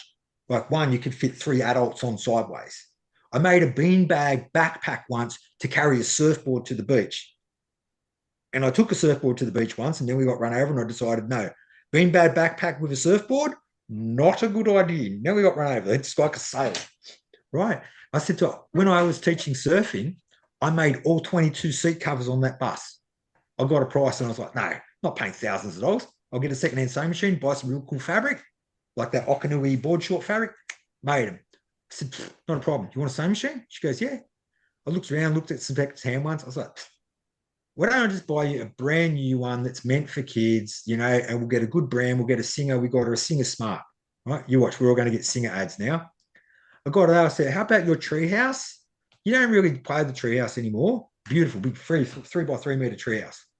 I said, I'll paint it all like you like tie-dye colors. I'll spray paint it all tie-dye inside and I'll put shelves and everything and I'll have it all set up and I'll make it your fashion designing studio. Really, Dad? I said, of course. Now, one of my friends, she owns a big gelato shop up in Queensland, but she used to be a CEO of an international activewear brand. All right. I was talking to her the other day and I said, oh, I got Georgia a sewing kit. She said, you're not going to believe this, Trevor. She said, just yesterday I found my old sewing box from when I was studying fashion.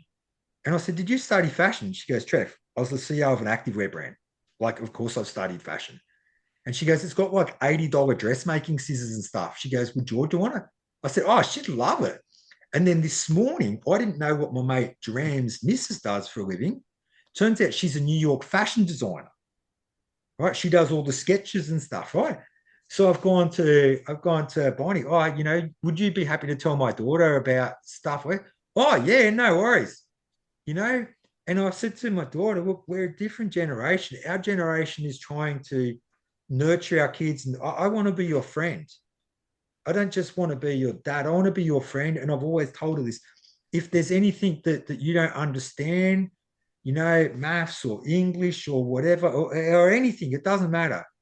Right? We'll Google it. If I can't find the answer on Google, or if it's something more hands-on, if I can't do it, I've got friends. I'm the barter king out here. I swap everybody favors and deals and stuff. I'm always out to help people.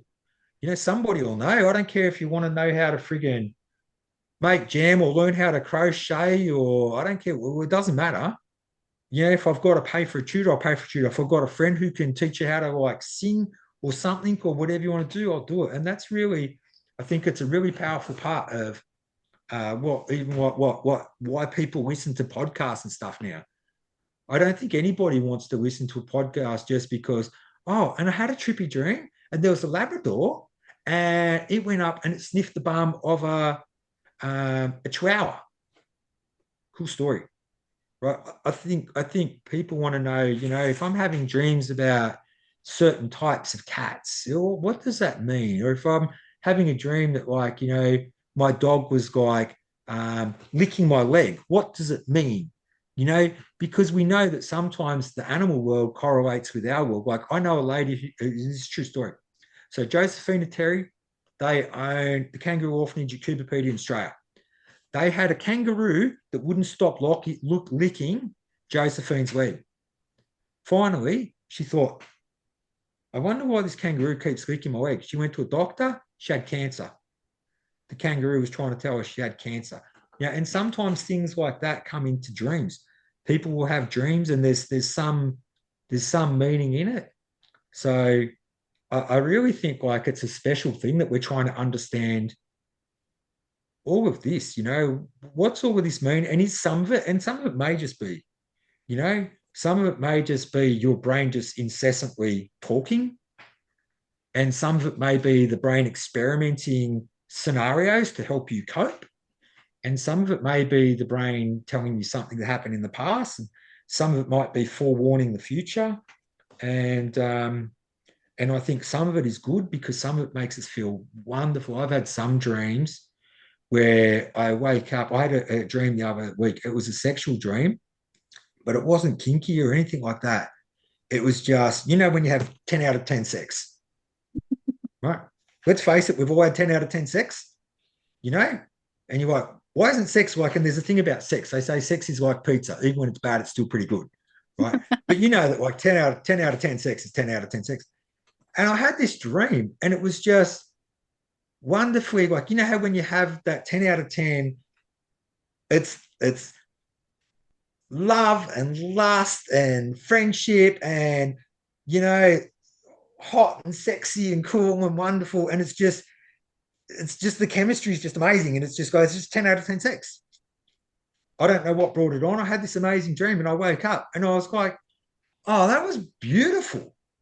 Like it wasn't like, you know what I mean? Like in a world where porn and kink and shit is everywhere, it was just pretty vanilla, really awesome sex with a person that like I was really connected with.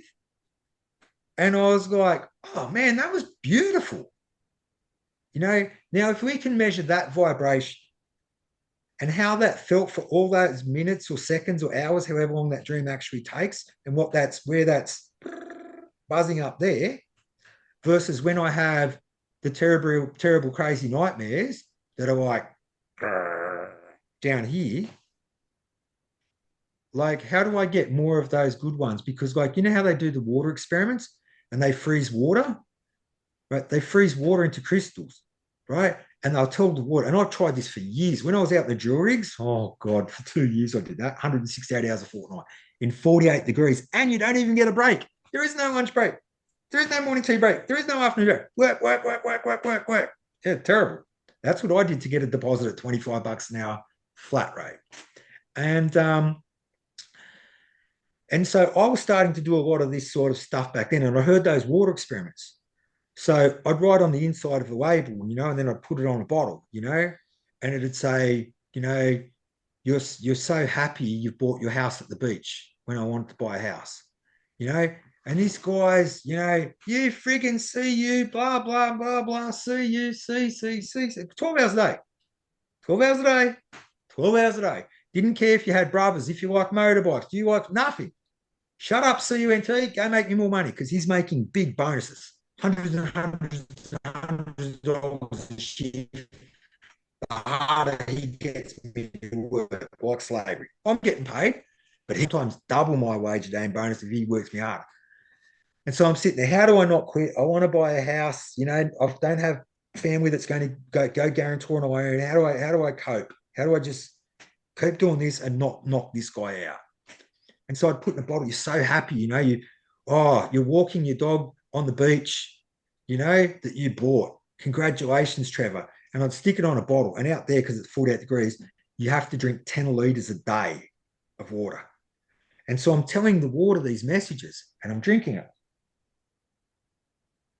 And I wrote a few books and I said, you've sold 1 million copies. I'm about 998,000 900 short of that. I don't know why that one didn't work, but I did manage to get a house that I had for 15 years. But like the thing is, if we look at those experiments with water and water crystals, they play it, they tell the water, you're fucking useless. You're shit. You will be nothing. You freeze that water and that crystal comes out like this. You tell the water, you're lovely and beautiful. You can be anything you want. You are amazing and you have skills and talents and you make people happy everywhere you go. Wherever you land, people are always pleased to see you. And you freeze it and it's beautiful. It's beautiful. So this is the thing. I think that there is some real good work to be done in this space with working out all those hours of horrible that are the rah. That's doing something. I want to get beyond that. I want to get to happy dreams. I don't necessarily want to kill people. Don't get me wrong. It's not bad when you go, well, that's one less dickhead I've got to deal with in this world. But, you know, I'd rather turn them into. I remember when I first tried understanding NLP and neuro association. You know, I had some issues because, you know, I'd felt pretty affected with my childhood with my dad, and he had his own issues. He had big PTSD. He did spy stuff. His dad was an utter arsehole. And my great grandfather used to throw my grandfather in the snow at 5 years of age. He'd come home drunk and say to my grandfather, "Your chores aren't done." Pick him up, -20. Throw a 5-year out in the snow. Close the door. And so you see how these traumas get passed down the line. My dad used to get the shit kicked out of him by his dad. My dad kicked the shit out of me. There's no way known I'm going to lay a hand on my daughter. I don't even ground my daughter or nothing like that. I just tell her, Georgia, I'm really upset. You know, like, you know, you don't make me feel good. You know, come on, you know, what's wrong? And I try and like, I wish when I had problems, you know, I went off the rails as a kid. I wish that my dad would have had the sense to go, what's wrong, mate? Are you having troubles at school? Is there what's going on? What do you want to do? Right? Let's say we've got $20. Where do you want to go with $20 where we can talk for the day and you open up a bit? Dad, I'd love to go fishing. You know, I'd love to go fishing. I hate this suburb. I hate fucking living here. You got all these guys down the road, they're assholes. Can we go fishing? Yeah. What's wrong, mate? What's going on at school? You know, are you having trouble? Is there something that you don't understand? Right. We didn't know. We didn't know I've got, I can't, I mean, you've got people like Tesla who can write a whole chalkboard of theory in his head. And then you got me, black. Why don't you get this indices and formulas and then you'd ask them, explain it. Where does this work in the real world? I told you, because all they got taught, all the teachers get taught is, don't you understand? Can you explain again? I just did. Oh, you're just disrupting the class. Get out of class. Next thing you know, back when I was a kid, so your generations don't know this stuff, we used to get a thing called the cane, big bamboo stick. And I mean, this is when you're 7, 8, 9, 10, 11. You're disrupting the class. Go see the head teacher.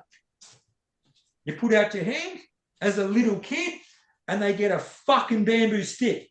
Whack, whack on your hands.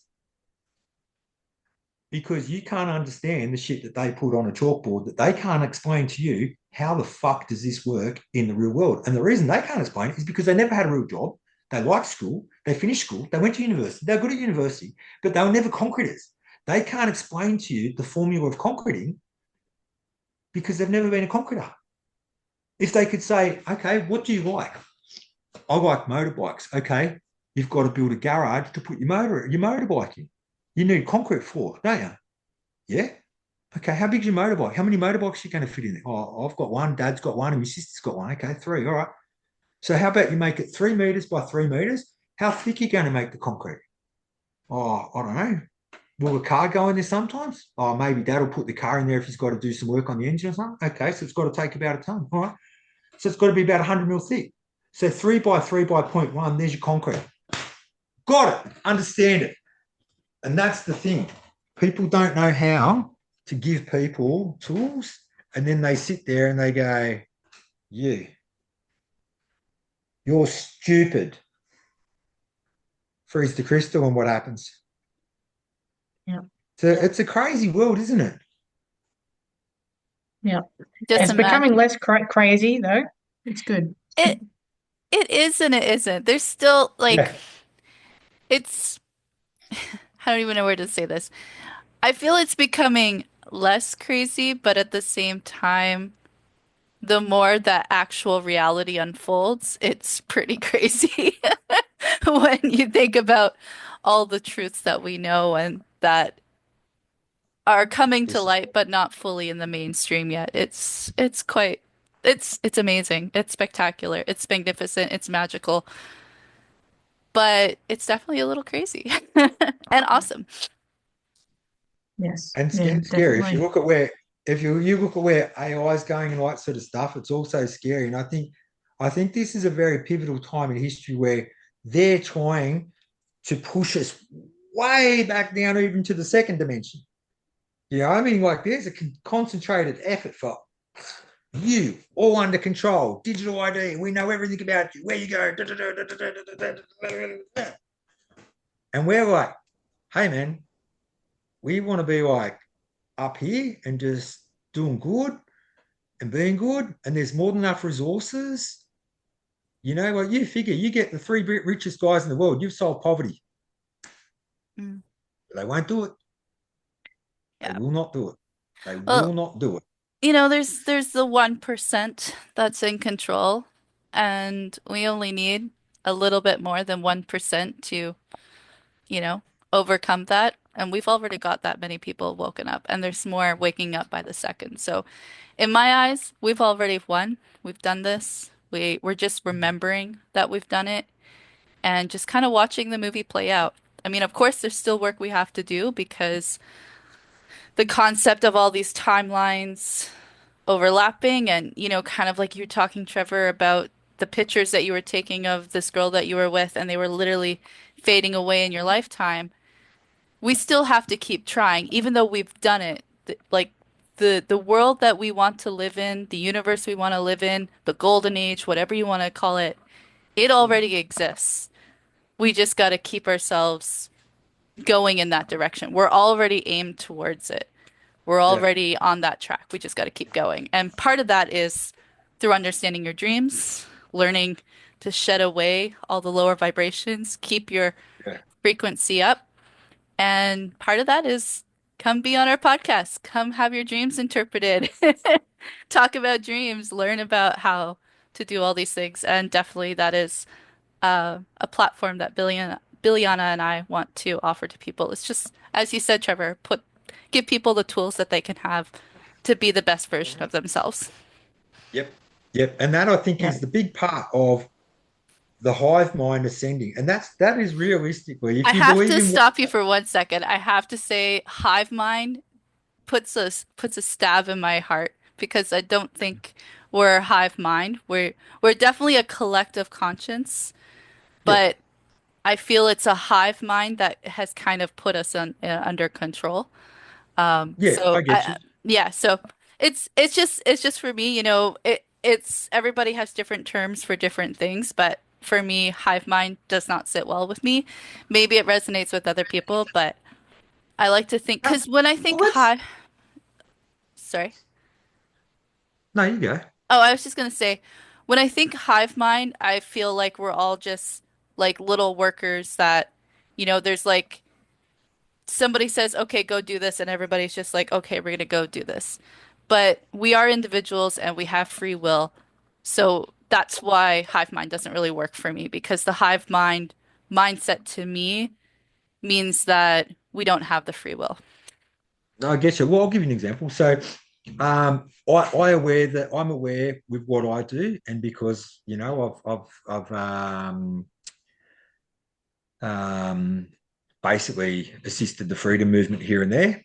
Um, I'm aware, and because I'm well known as a survivalist and stuff, I'm one of those people that gets surveilled a bit. I was shaking hands with the bodyguard of the uh, Australian federal opposition leaders. I was shaking his bodyguard's hands the other day, and as I walked over in the car park, the bodyguard's gone, "Hello, Trevor. I'm Matthew from the AFP." He goes, "You're an interesting character, man." He says, "I've been reading up all about you." Right.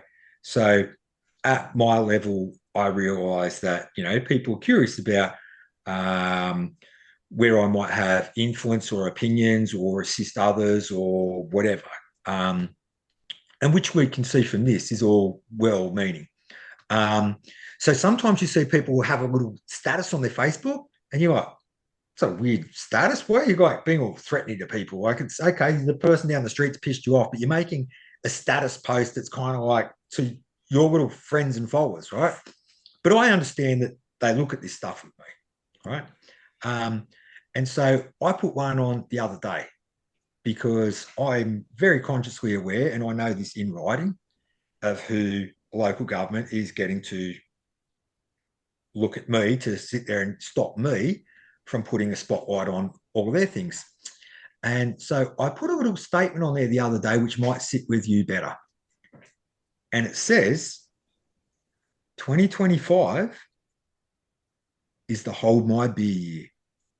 This is the year the ringmasters will see the might of the elephants.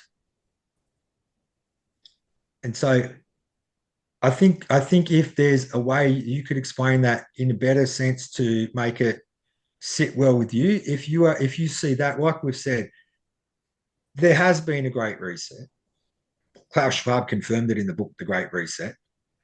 There is a great awakening, be it from people who were already awake or people who've had, adverse reactions or whatever that made them realize, hang on, I can't always trust what they tell me. I need to actually do a bit of detangling information and working stuff out for myself. And I think that this really is a powerful moment, spiritually or biblically or both, right? Where there is a real ascension, there is a real breakaway where you've got the people that are going to be like, they're just going, 9 to 5, watch the big screen TV and whatever they tell me to do, I do that. And they're the bad guys, you know? And there's a real breakaway where a lot of people are going, I understand that there is evidence, NLP, Neuro Association, all this sort of stuff. Like I said, with my dad, I used to have a picture with my dad with Mickey Mouse's, when I had like significant problems years ago where I was like, maybe I should go and visit dad one day and just kick his head in just like as a, hey, how do you like it? And I got over that. We're mates now. We're all good. But we understand that a lot of NLP works. We understand that a lot of Neuro Association works. We know that a lot of all of these different tools exist, and we're all, from like the secret and the what's that other one, the law of attraction. Also, a lot of us starting to go, hang on, I'm here in this whatever this realm is, and I can use these things. So, what tools can I put? Which rule? And they just go in here and in here and here, but somehow they make everything go better around us. So we're trying to work all of that out, and I really think that there is a part where the status quo, the controlling, the ringmasters, if you will, I think that they are very seriously under threat of a revolution. But the revolution, has got the word love in red with a heart around it. It's not going to be by force. It's going to be done the same way Gandhi did it, where it's just like, no, just simply, no, no, you can't, you won't, you can't, no, no, no, no, no. And eventually there's going to be enough people in the world realizing that you can't just go to work, have a mortgage for 40 or 50 years and trust everything they say and it's all going to be good, because it's not. And they just want you to be the most dumbed down version. You can think that you're smart. Let's face it, there's people that had PhDs that are currently dead because of the choices that they made that we didn't, but they knew better, and we were all a scourge on society. Well, that's funny. I don't have pericarditis. I don't have myocarditis. Who was really smart? And I think there's really a powerful time now where we are going to perhaps push their agenda back, a couple of 100 years. Who knows how long this agenda's been pushed, if you want to actually go beyond just thinking on the surface and actually looking at what do we actually know is going on? What can we prove? What is there evidence of? And I think a big part of that is people getting those tools and working sort of more collectively, to raise that vibration. Like when I first started hearing all this stuff, all this Joe Dispenza stuff, and all this sort of stuff a few years ago, bloody gobbledygook.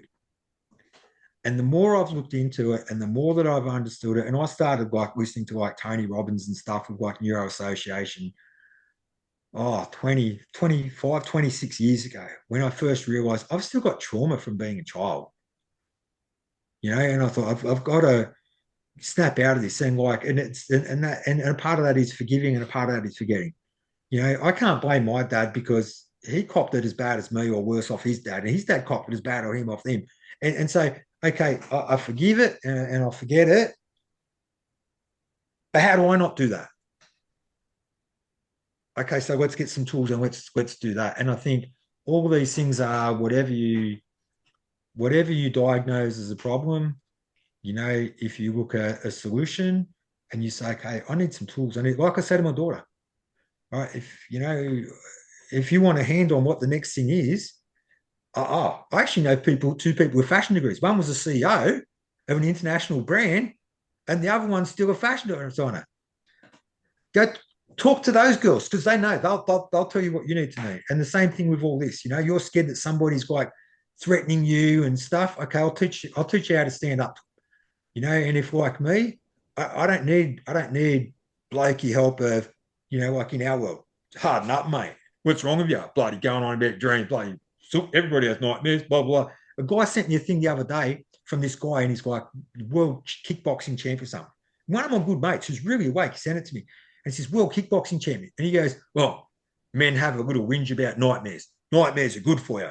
Nightmares keep you on your feet. Nightmares make strong. Blah, blah, blah, blah, blah, blah, blah, blah. And he's going on. And I was just like, oh, dude, the day that guy's dog dies or his kid gets cancer or something, God forbid, the day that something actually rocks his soul, not just having to get in a ring and like punch on, but when something actually like tortures his soul, that guy is going to see how spiritually weak he is. He might be physically tough as guts, but he's going to see how spiritually weak he is, because if you aren't conscious enough to understand that your brain having lots of nightmares is having a very real effect. If it's moving your hands and your legs and you're screaming at you, no, no, go away.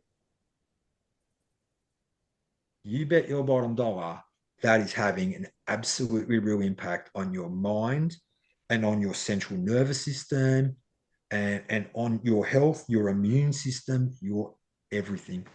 I'm not here to ask a kickboxer how to tell me to be more of a man, and bad dreams are good for you, they make you tough. I'm here to ask people that have got light and love in their hearts, please help me, because it's horrible and I don't like it and it makes me sad and it makes me really upset. And I'm sure it's taken years off my life and I need it to stop. The beauty of it is you can put the years back on. Yeah, it's true. Um, whew. Billiana, you got anything to say? No, I think that what everything that Trevor said is it's beautiful. It doesn't need anything extra. Yeah, All right. definitely resonate with everything you said. And yeah, we would be definitely, well, I'm definitely keen to, with whatever you want to do, Trevor, like you interviewing people. I've even thought about when I do a bit of traveling is to just go and talk to people. No agenda except to maybe like to talk about dreams, but just give people the opportunity to talk about it. A lot of people have never had the opportunity just to say, they've woken up from a really bad nightmare, just to even say it out loud. Mm-hmm. Because yeah, that's so important. So yeah, I'm definitely keen to do a bit of a social experiment or just a yeah. Yeah, and then we can dedicate an episode where you guys come in and talk about your findings or Yeah, invite others on, whatever it may be. We're definitely very open with this podcast and what we want to do, and ultimately if it's related to dreams and it's helping people, that's really what we're here for. I've found this to be really like I can feel myself, like, and I don't usually get that in touch where I'm like, I can feel like the stirring in my soul, but like, I'm very sure it's very evident to you girls that like I've had some really big things come to the surface today that have been long suppressed, and and it's a bit sad to realize that your poor little soul's been beaten about so hard. But on the other hand, as a guy who, like I say, I had one bout where I hadn't cried in 30 years. When my dog died, I cried for 3 days straight and I was 4 kilos, you know? And like I imagine all the shit that I had in 30 years and didn't cry. You imagine how like tightly wound the guy gets. And and so for me, just to actually consciously like resonate and feel that resonation, I've actually felt in me, I'm like, fuck, man, like, no wonder I protect people and I show people how to be strong and survive stuff because, like, I know what it's like to feel scared and intimidated and hungry. I've been homeless and stuff. Where my dad and I ding dong so hard, I ended up like being homeless at 15 and a half and put myself through school, you know? And I realized no wonder this is who I've become. I don't want people to suffer and be hungry and loot and be robbed and worried and all these disasters and shit, you know? And yeah, it's just really like it's really weird to realize like how kicked around your soul's been and yet to feel so like so good that I'm in a place where like I realize that it's literally like, it's like you can open a compartment and there's this like like you see a picture of a black lung or something, like if you can imagine that there's like a real hurt part of you that you need to take it out and give it a wash and put it back in, or perhaps you just need to swap it out with the 2.0 upgrade and go, okay, let's take that out, all that trauma and suffering and pain, and let's put in the 2.0 and let's just call it, a new year and a new gear, because you can't keep running through your life grinding gears like that. you know I mean, you can do it and you can have facade and bravado and oh yeah, blah blah blah, but like, come the day where you really realize like you're damaged goods and like you don't want to be and you shouldn't have to be, and it's time to put in the upgrade and new year, new gear. I like that for sure. It brings me back to where I talked about fear and love being kind of a spectrum, and you gotta Mhm. kind of flip the switch. And this kind of resonates well with me because it was part of my awakening, if you will. I used to live in a lot of fear, a lot of anxiety, sleeping, couldn't sleep because it was like noticing everything going on in the world, putting that all on your shoulders, and being upset with the war that's in Ukraine, and the fires that are going in Australia, the fires that are going in Canada and the Amazon, all the shit that's going on, and you just take all of that on. You're taking on all that negative energy. And one day I decided I don't want to live in fear and anxiety anymore. I don't want to have those feelings. And I literally said to the universe, and I wrote it down, I don't want to live this way anymore. I want to wake up daily with having love, adventure, happiness daily. I want to visit the water as often as I can because I really enjoy being by the water. I grew up by the water. I just wrote down all of the positive things that I wanted to have in my life. And I realized that you get to make a choice. You can choose to live in fear and anxiety and bring more of that energy to you.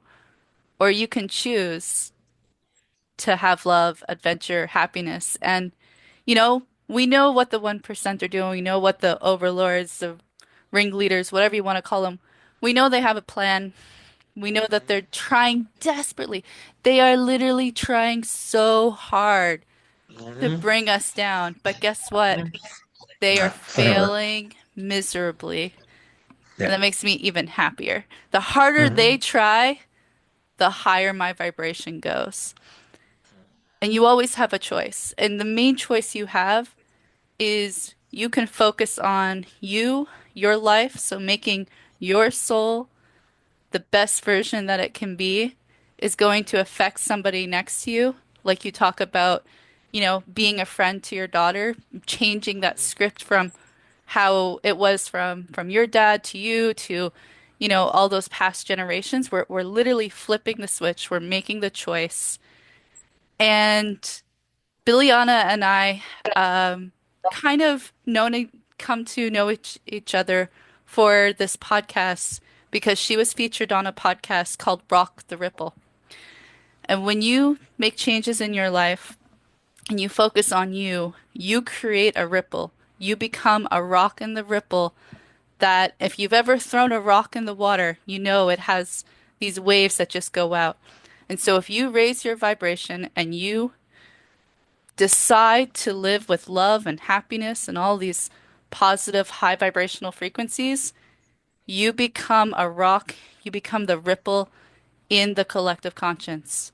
And that spreads out and it'll affect the people that are near you, then those people will affect those people and it'll just spread. And it is absolutely beautiful.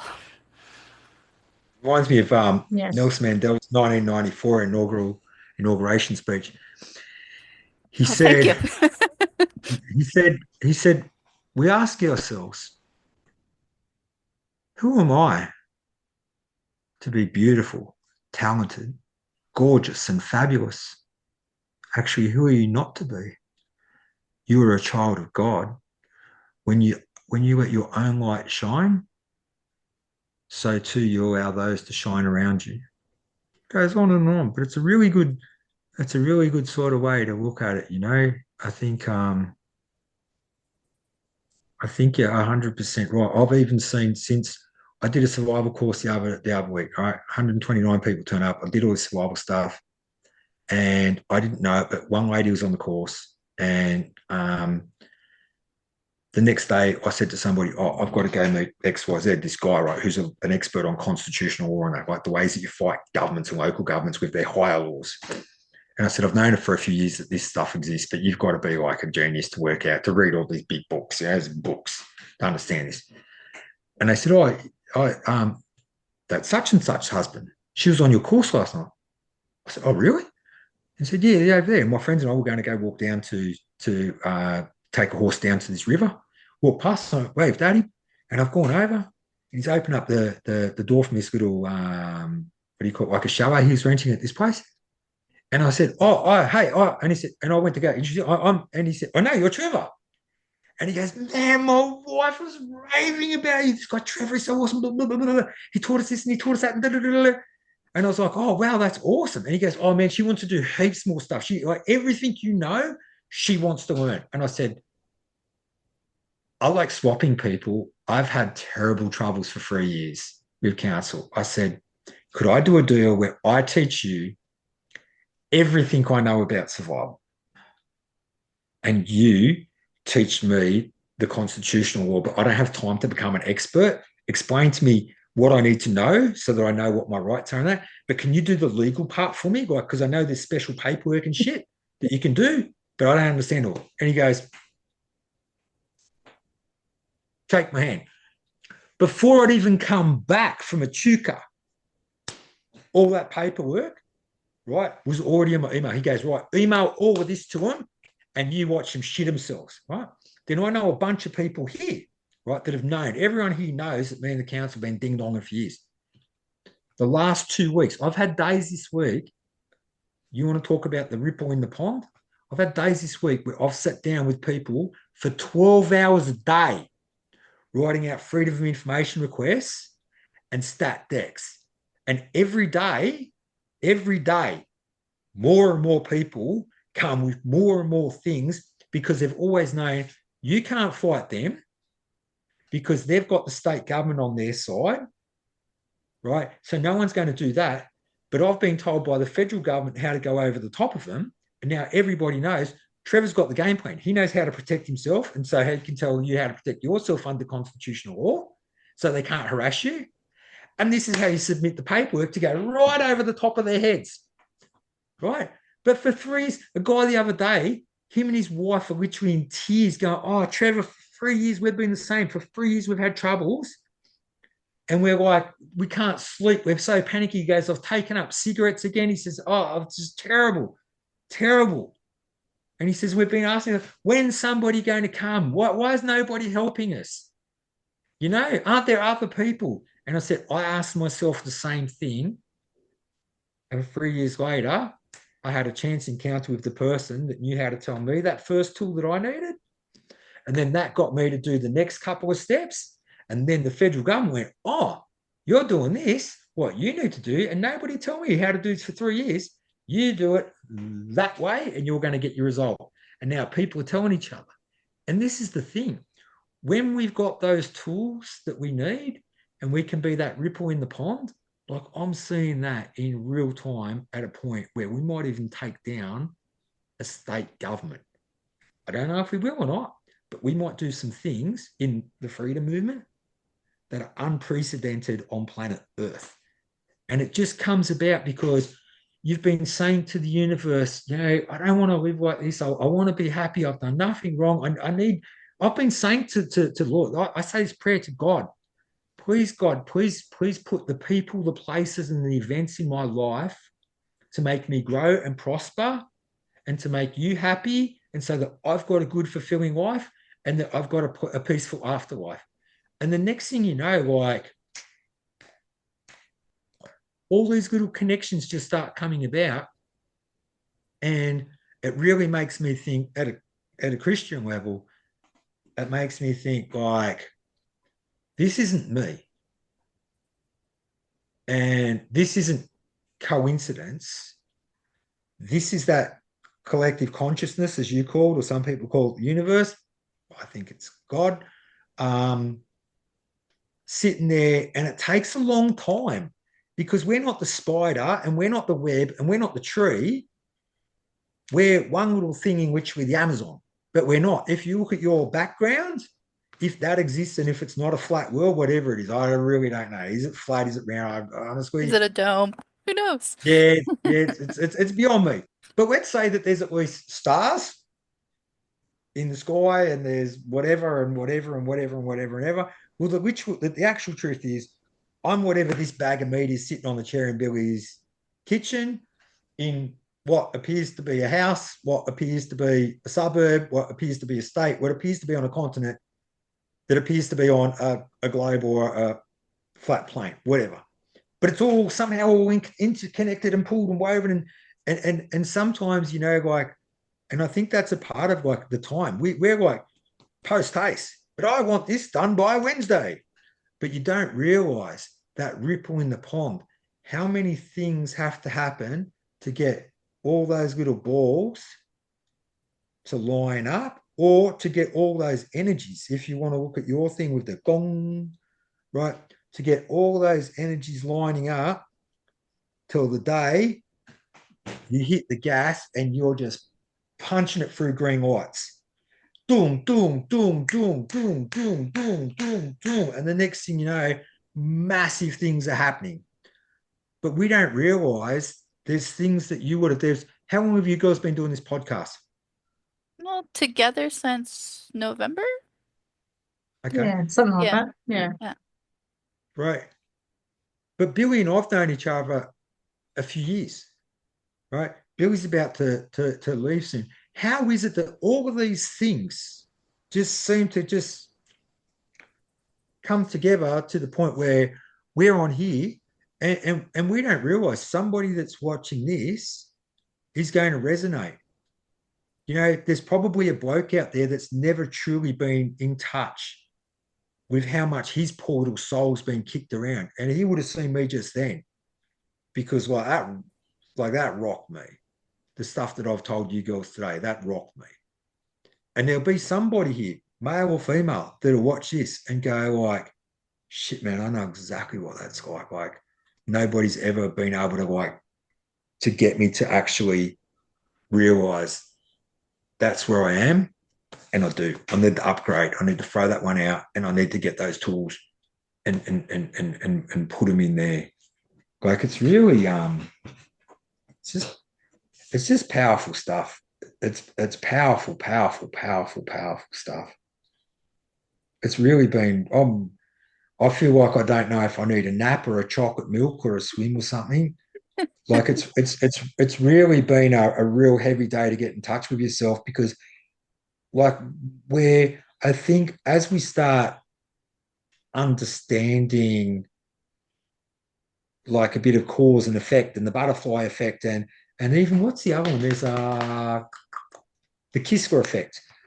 The Kisker effect, defined as a moment of clarity coming about through life experience. You know, why do you have to kick your toes so many times until you realize what do I need? Me is a good pair of boots. You know, but one day you Yeah. say, I need a better pair of shoes. I need a pair of shoes that don't get wet. I need something that's got more ankle protection. And the day that it kicks in, suddenly you're in the next gear. Oh, wow, I don't have a sore back anymore. These boots are bloody amazing. Do you know? I think it's really like, I think I'm going to enjoy the next week or so. If Billy and you and I are going to perhaps talk to some people and ask a few questions, and if you girls can find some things and tell me some tools so that I can start trying to do this little experiment in real time with myself. I think, you know, it's like, you know, all people with different religions. My God's the real God, blah, blah, blah, blah. The truth is, none of us are going to know till we get there. But how are we ascending on the way? And, you know, it's like, you ever seen that book, The World's Smallest Bible? You ever seen it? No. World's Smallest Bible. Haven't No. seen it.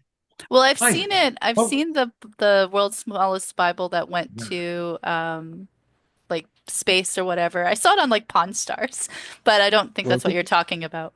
no, no. Well, it didn't go to space, and there's enough footage of wires on people so-called in the space station to prove that. But it's about this big, the world's smallest Bible, and you open it up, and you know what it says? It says, "Don't be an asshole." Number Right? one rule, the golden rule. Don't be an asshole. And so that's the thing. Like, you know, I think we're all just trying to do or I don't think we all are, but I think we should all, you know, if we all going to like embrace ourselves, you know, um, there should be less, less. Here we go, you know, less ego and more.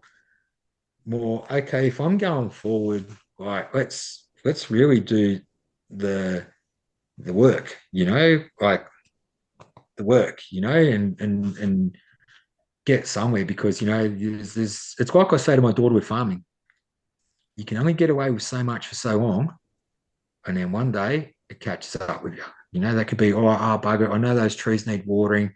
They'll be right. They'll be right. Next thing you know, bye bye a couple of apple trees. Bye bye a few years of hard work. You know, and it's like that. Even when it comes to like dreams, and I don't mean our sleeping dreams. I mean like our waking dreams. Like you girls have been saying how you live with a lot of intention in your day to day life. Um, put a thing out on Facebook the other day. Imagine a week. Imagine you had a week where you did 15 hours a day, right? As efficiently as possible. Okay. I know I've got to go to town, right? Because I need milk. Okay. That's right. Somebody's ordered an off grid book from me. I'll bring that book and I'll post it at the same time. I've only got a quarter tank of petrol and I know I've got to go to Melbourne tomorrow. I'll get the petrol at the same time, right? Can you imagine if you made everything just for 1 week of your life as efficient as you could to try and get from here to there, you know, like to really push those green lights and to make it that the manifesting you're trying to do is more because the thing is, at all levels, whether it be fear of success, fear of failure, all these sorts of things, you know, sometimes even our dreams, what we want in our life, the relationship we want, you know, the garden we want, you know, the kitchen that we want. You know, sometimes there's nothing else to do, but you know, it's what they're saying. There ain't nothing to it but to do it. Sometimes, you know, that kitchen's just not going to paint itself unless you put on your dirty clothes and get some sandpaper and get started, you know? So I wish I was in Sydney. My mum's in Sydney. Like I moved away and I moved interstate and I just did miles of traveling for years. And I own a farm down the road. But like after this chat now, like I wish I was there at the kitchen table with my mum just to have a cup of tea. You know, I feel like having a cup of tea and having a hug with my mum because sometimes there's people in life that know like they know um, your lost self and your high performing self, and they know that sometimes we're both. You know, sometimes we're like, look at me go, and other times we're like straight on our ass. And yeah, that's how I feel after this. This is probably the most emotional podcast I think I've ever done with anybody. And I've really identified with the fact just how vital this is and why it's probably the collective consciousness has brought all this about in my life because I'm at an age where I realise I'm at a plateau, you know, which a lot of people would be happy. I've done YouTube with some of the best guys in the world. I'm sponsored by gun shops, so as a bloke, pretty cool, you know. But I'm not happy, you know. And it's not just material happy. I've got money in the bank and I own my ute and whatever. Like I'm not rich, but like I never thought I'd own a farm and have money in the bank and a good ute. Um, but I just realized that like that next level that I want of my own love, the love that I want to bring into my next relationship, the love that I really want to keep encapsulating and even going further, because even still, I still see weaknesses in my fathering. You know, there's a couple of times where the stress will get so bad where like I've said the F word in front of my daughter a couple of times. I'm like, Georgia, for fuck's sake, I'm sick of this shit. Just do it. Fuck, I didn't have a choice when I was a kid. You know, can you wash the dishes once? Oh, those different times, Dad. Kids had to do chores, but don't you start that shit with me. And you're like, oh, God, I can imagine what would have happened to me if I would have ever tried that on my folks. I would have had my head kicked in. And I'm not even joking. I would have had my head kicked in, you know? But like, even then, like, I've still got to stop and go, dude, you know, like you're under stress and that. And I get it. But like, you know, it's not good. Like the Bible says this part, like, you know, you've got to, you know, God kind of judges us on the way we are with kids. You know, you've got to really sort of understand that childlike thing because that's how God sees us, right? If you don't understand that concept, I'll try and put it to you this way. When you're a parent, you will see your child pick a booger and eat it. Guarantee you. Guarantee you. And I guarantee you, when your kid does it and you bust them, they're like, and you're like, I saw that. And they're all like, oh, right. Try and understand this.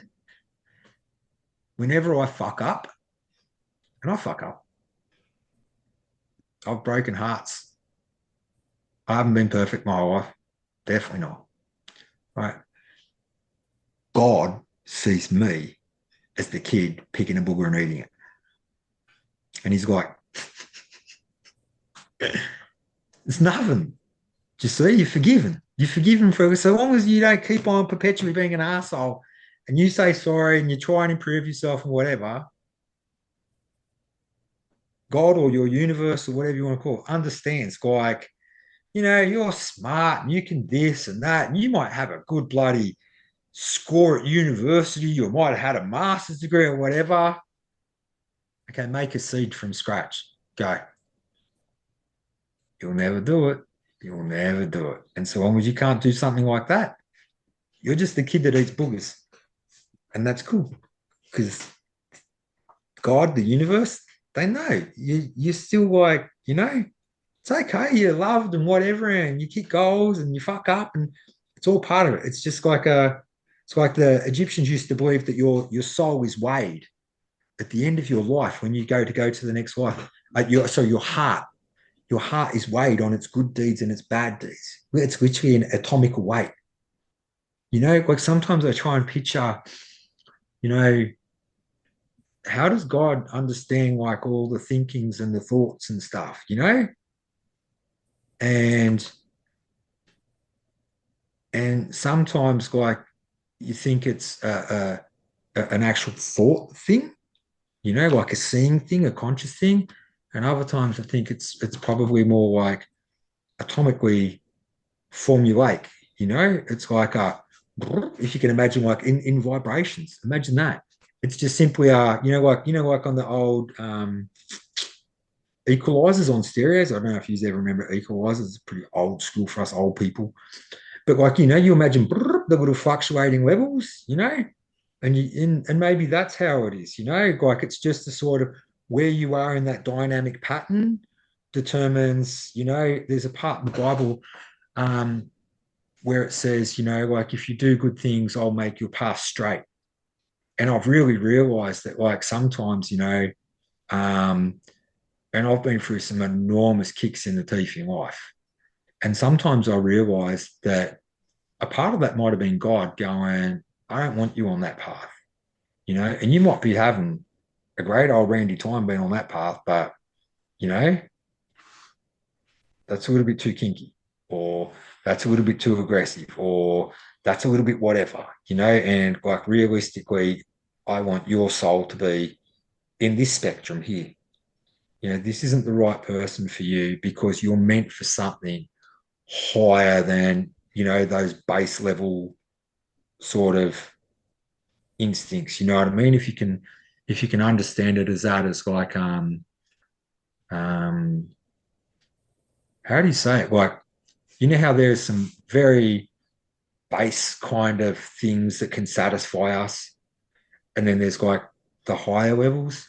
I remember when I was a kid, I've always liked talking to old people, you know, but I particularly listen well to old people because they've been around and they know stuff. And I'd catch the train home, right, from Blacktown to Marion when my parents lived in Sydney. And that's when they had the big old timber seats, you know, like the big old school ones painting it heritage red when a train station looked like, you know, a train pulled up on it and not like a modern thing. And I was sitting there and I'm talking to this old lady one day, and she says to me, um, "You're an old soul." She said, this is probably your last time here." And I know that you girls believe in past lives and understand past lives and that. And sometimes I think, you know, why do I have these like redefinings of my life and whatever, where it seems like I'm trying to ascend instead of just being happy at shit kicker level. You know, I've done jobs that have made pretty good job money mining and that, but I felt like shit and whatever. Like, you know, the carrot's great, and but you know, all the work you got to do to get to the carrot is shit, and it doesn't make you happy, and you realize it doesn't make. I remember quitting. I gave my boss 9 months notice. He's like, "But why? You're good at this. You can keep doing this." I was like, "Oh, it's not my thing." I got offered. There's a mental asylum here, right? That's gone out. They offered me $50 an hour as a tour guide. $50 an hour, right? That's good coin. A mechanic doesn't get $50 an hour in Australia, right? They offered me $50 an hour. I went there. 13 to 15,000 people died in this asylum between 1867 or something in 1963. And they gave lobotomies to like every second person that ever went through there. In those days, you would be defined as crazy for things like epileptic fits, Down syndrome, right? There was no distinction between men men and boys and women and little girls. Didn't matter what age you went into with the women's ward or the men's ward, who would be like fucking crazy, right? And then a part of this tour was you had to show people like the big lobotomy spike that they'd put into the corner of the eye and tap in 5 inches deep with a hammer and then wiggle it around to mash up all their brain and then do it on the other part of the eye.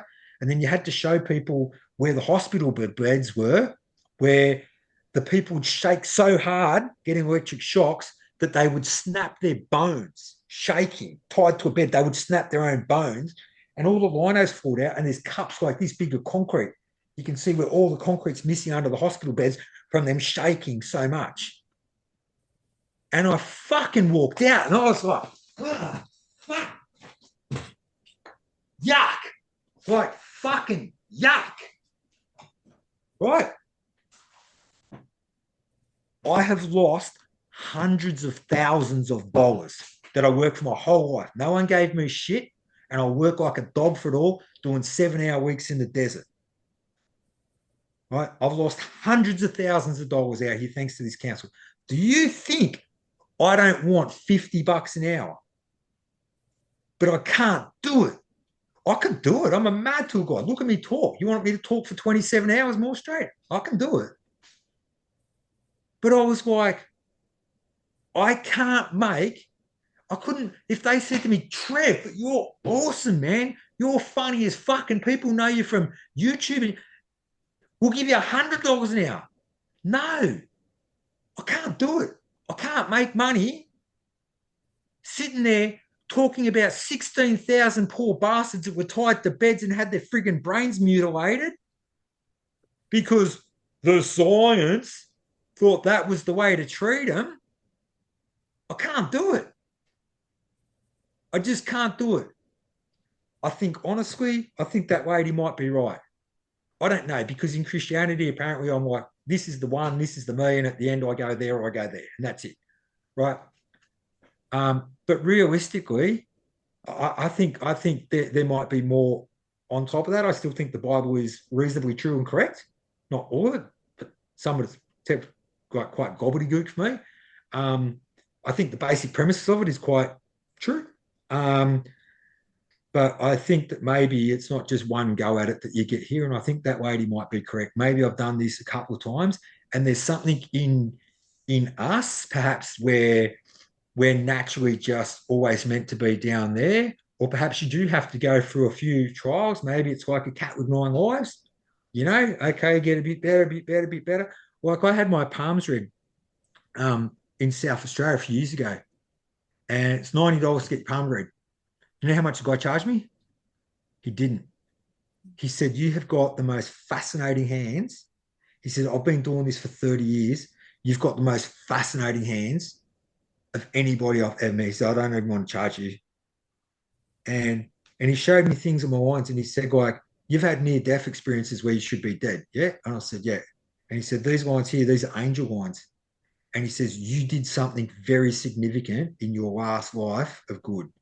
There's something that you did in your last life that's like giving you protection in this life. And he told me a whole heap of stuff. And this guy knew nothing of me at all. And he told me like a lot of things. And at the end, I went to pay. I'm not charging you. He says, you've been the most interesting read of my whole career. He says, I've never seen hands that tell as much of a story as yours. Right. And so perhaps he's correct. Perhaps that's why things that don't resonate with me as I become more sensitive New Age Trevor, perhaps that's why I realize that these things might seem good. They might seem really cool and kinky and mad fun and whatever the fuck. I can't do them. I can't. And if I've done them, I can't keep doing them. And I've got to just get to being that better version of me. And perhaps a part of me understands that when this is finished this time, that's it. I'm getting judged. Or perhaps like I've just got to that point where I realize like I'm here. I got a brain. I can obviously learn and do things. Why not become better? But to be honest with you, all my instincts tell me that God, the universe, if you will, play snakes and ladders with my life, hoping that eventually I'll be like, oh, If I'm going to go out in the wet mud, I need to wear gum boots, not work boots, because the work boots get wet and they don't dry out. And then you end up with that much mud hanging on the bottom. How many times do you have to walk outside and destroy your work boots until you realize you need gum boots? And that's the thing. I think, honestly, this has really been quite a profound day for me. We're It's really happy. awesome. We're really happy to have been a part of that profound day. And, if you believe in past lives, future lives, I believe that as souls, we come here with a purpose so that we can learn and to grow. Mm. And the three of us perhaps knew each other in past life. And when we decided that we were going to be on Earth for this lifetime, perhaps we had a conversation like, oh, you know what, this particular time and this particular day, the three of us are going to get together and we're going to have a podcast. And then Trevor's going to have his profound day or something along those Uh, lines. It's possible that could be it. But Yeah, we've had a very, very full episode today. This is one of the longest episodes we have recorded, and I feel that you're going to be back on this podcast in the future, Trev. I can feel that one in my bones and in my soul. And yeah, yeah, I definitely. think we should kind of wrap up. So I'll just ask Biljana if you have anything that you'd like to say for today's episode. I just want to say thank you to Trevor for everything you've shared. Like, just mind blowing. Just so much passion and excitement and all the experiences you've shared with us. And yeah, so we thank you. Um, yeah, because I like people that are really authentic and just express themselves how they want to. Don't hold back because then we get the goodness from people, there's no pretending. So I love that. So thank you, Trevor. I thank echoed you, girls. that as well. And Thanks for. Trevor, yeah, I'll just let you talk. You've been up to No, I'm just going to say one closing quick words. thing, and you Yeah. say thank you for facilitating this outpouring that needed to come out.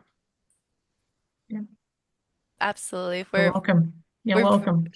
yeah, definitely you're welcome and we're very happy to have provided that platform for you and we're definitely going to have more conversations perhaps after I stop hitting record for a moment. Um, but just to our listeners, I really hope you enjoyed today's episode. We have learned a lot. We've covered a lot of ground. It has been a fantastic episode, a very deep episode. Lots to share, lots of growing. There's more to come from Dream Oracle for you. We are going to be working with Trevor to get boots on the ground and get out there talking to people and seeing what people have to say about their dreams and bringing tools to our listeners to help them be the best version of themselves. And I just want to thank each and every one of you for sticking with us and for this whole episode and listening and liking and subscribing on the channel. We love every one of you. We're so happy that you are here. And I'm speechless for this for this episode. So once again, everybody, thank you. If you would like to be on our show, if you would like to have topics discussed, just look in the show notes for all the ways and how you can reach out to us. Thank you all once again, and please keep on dreaming.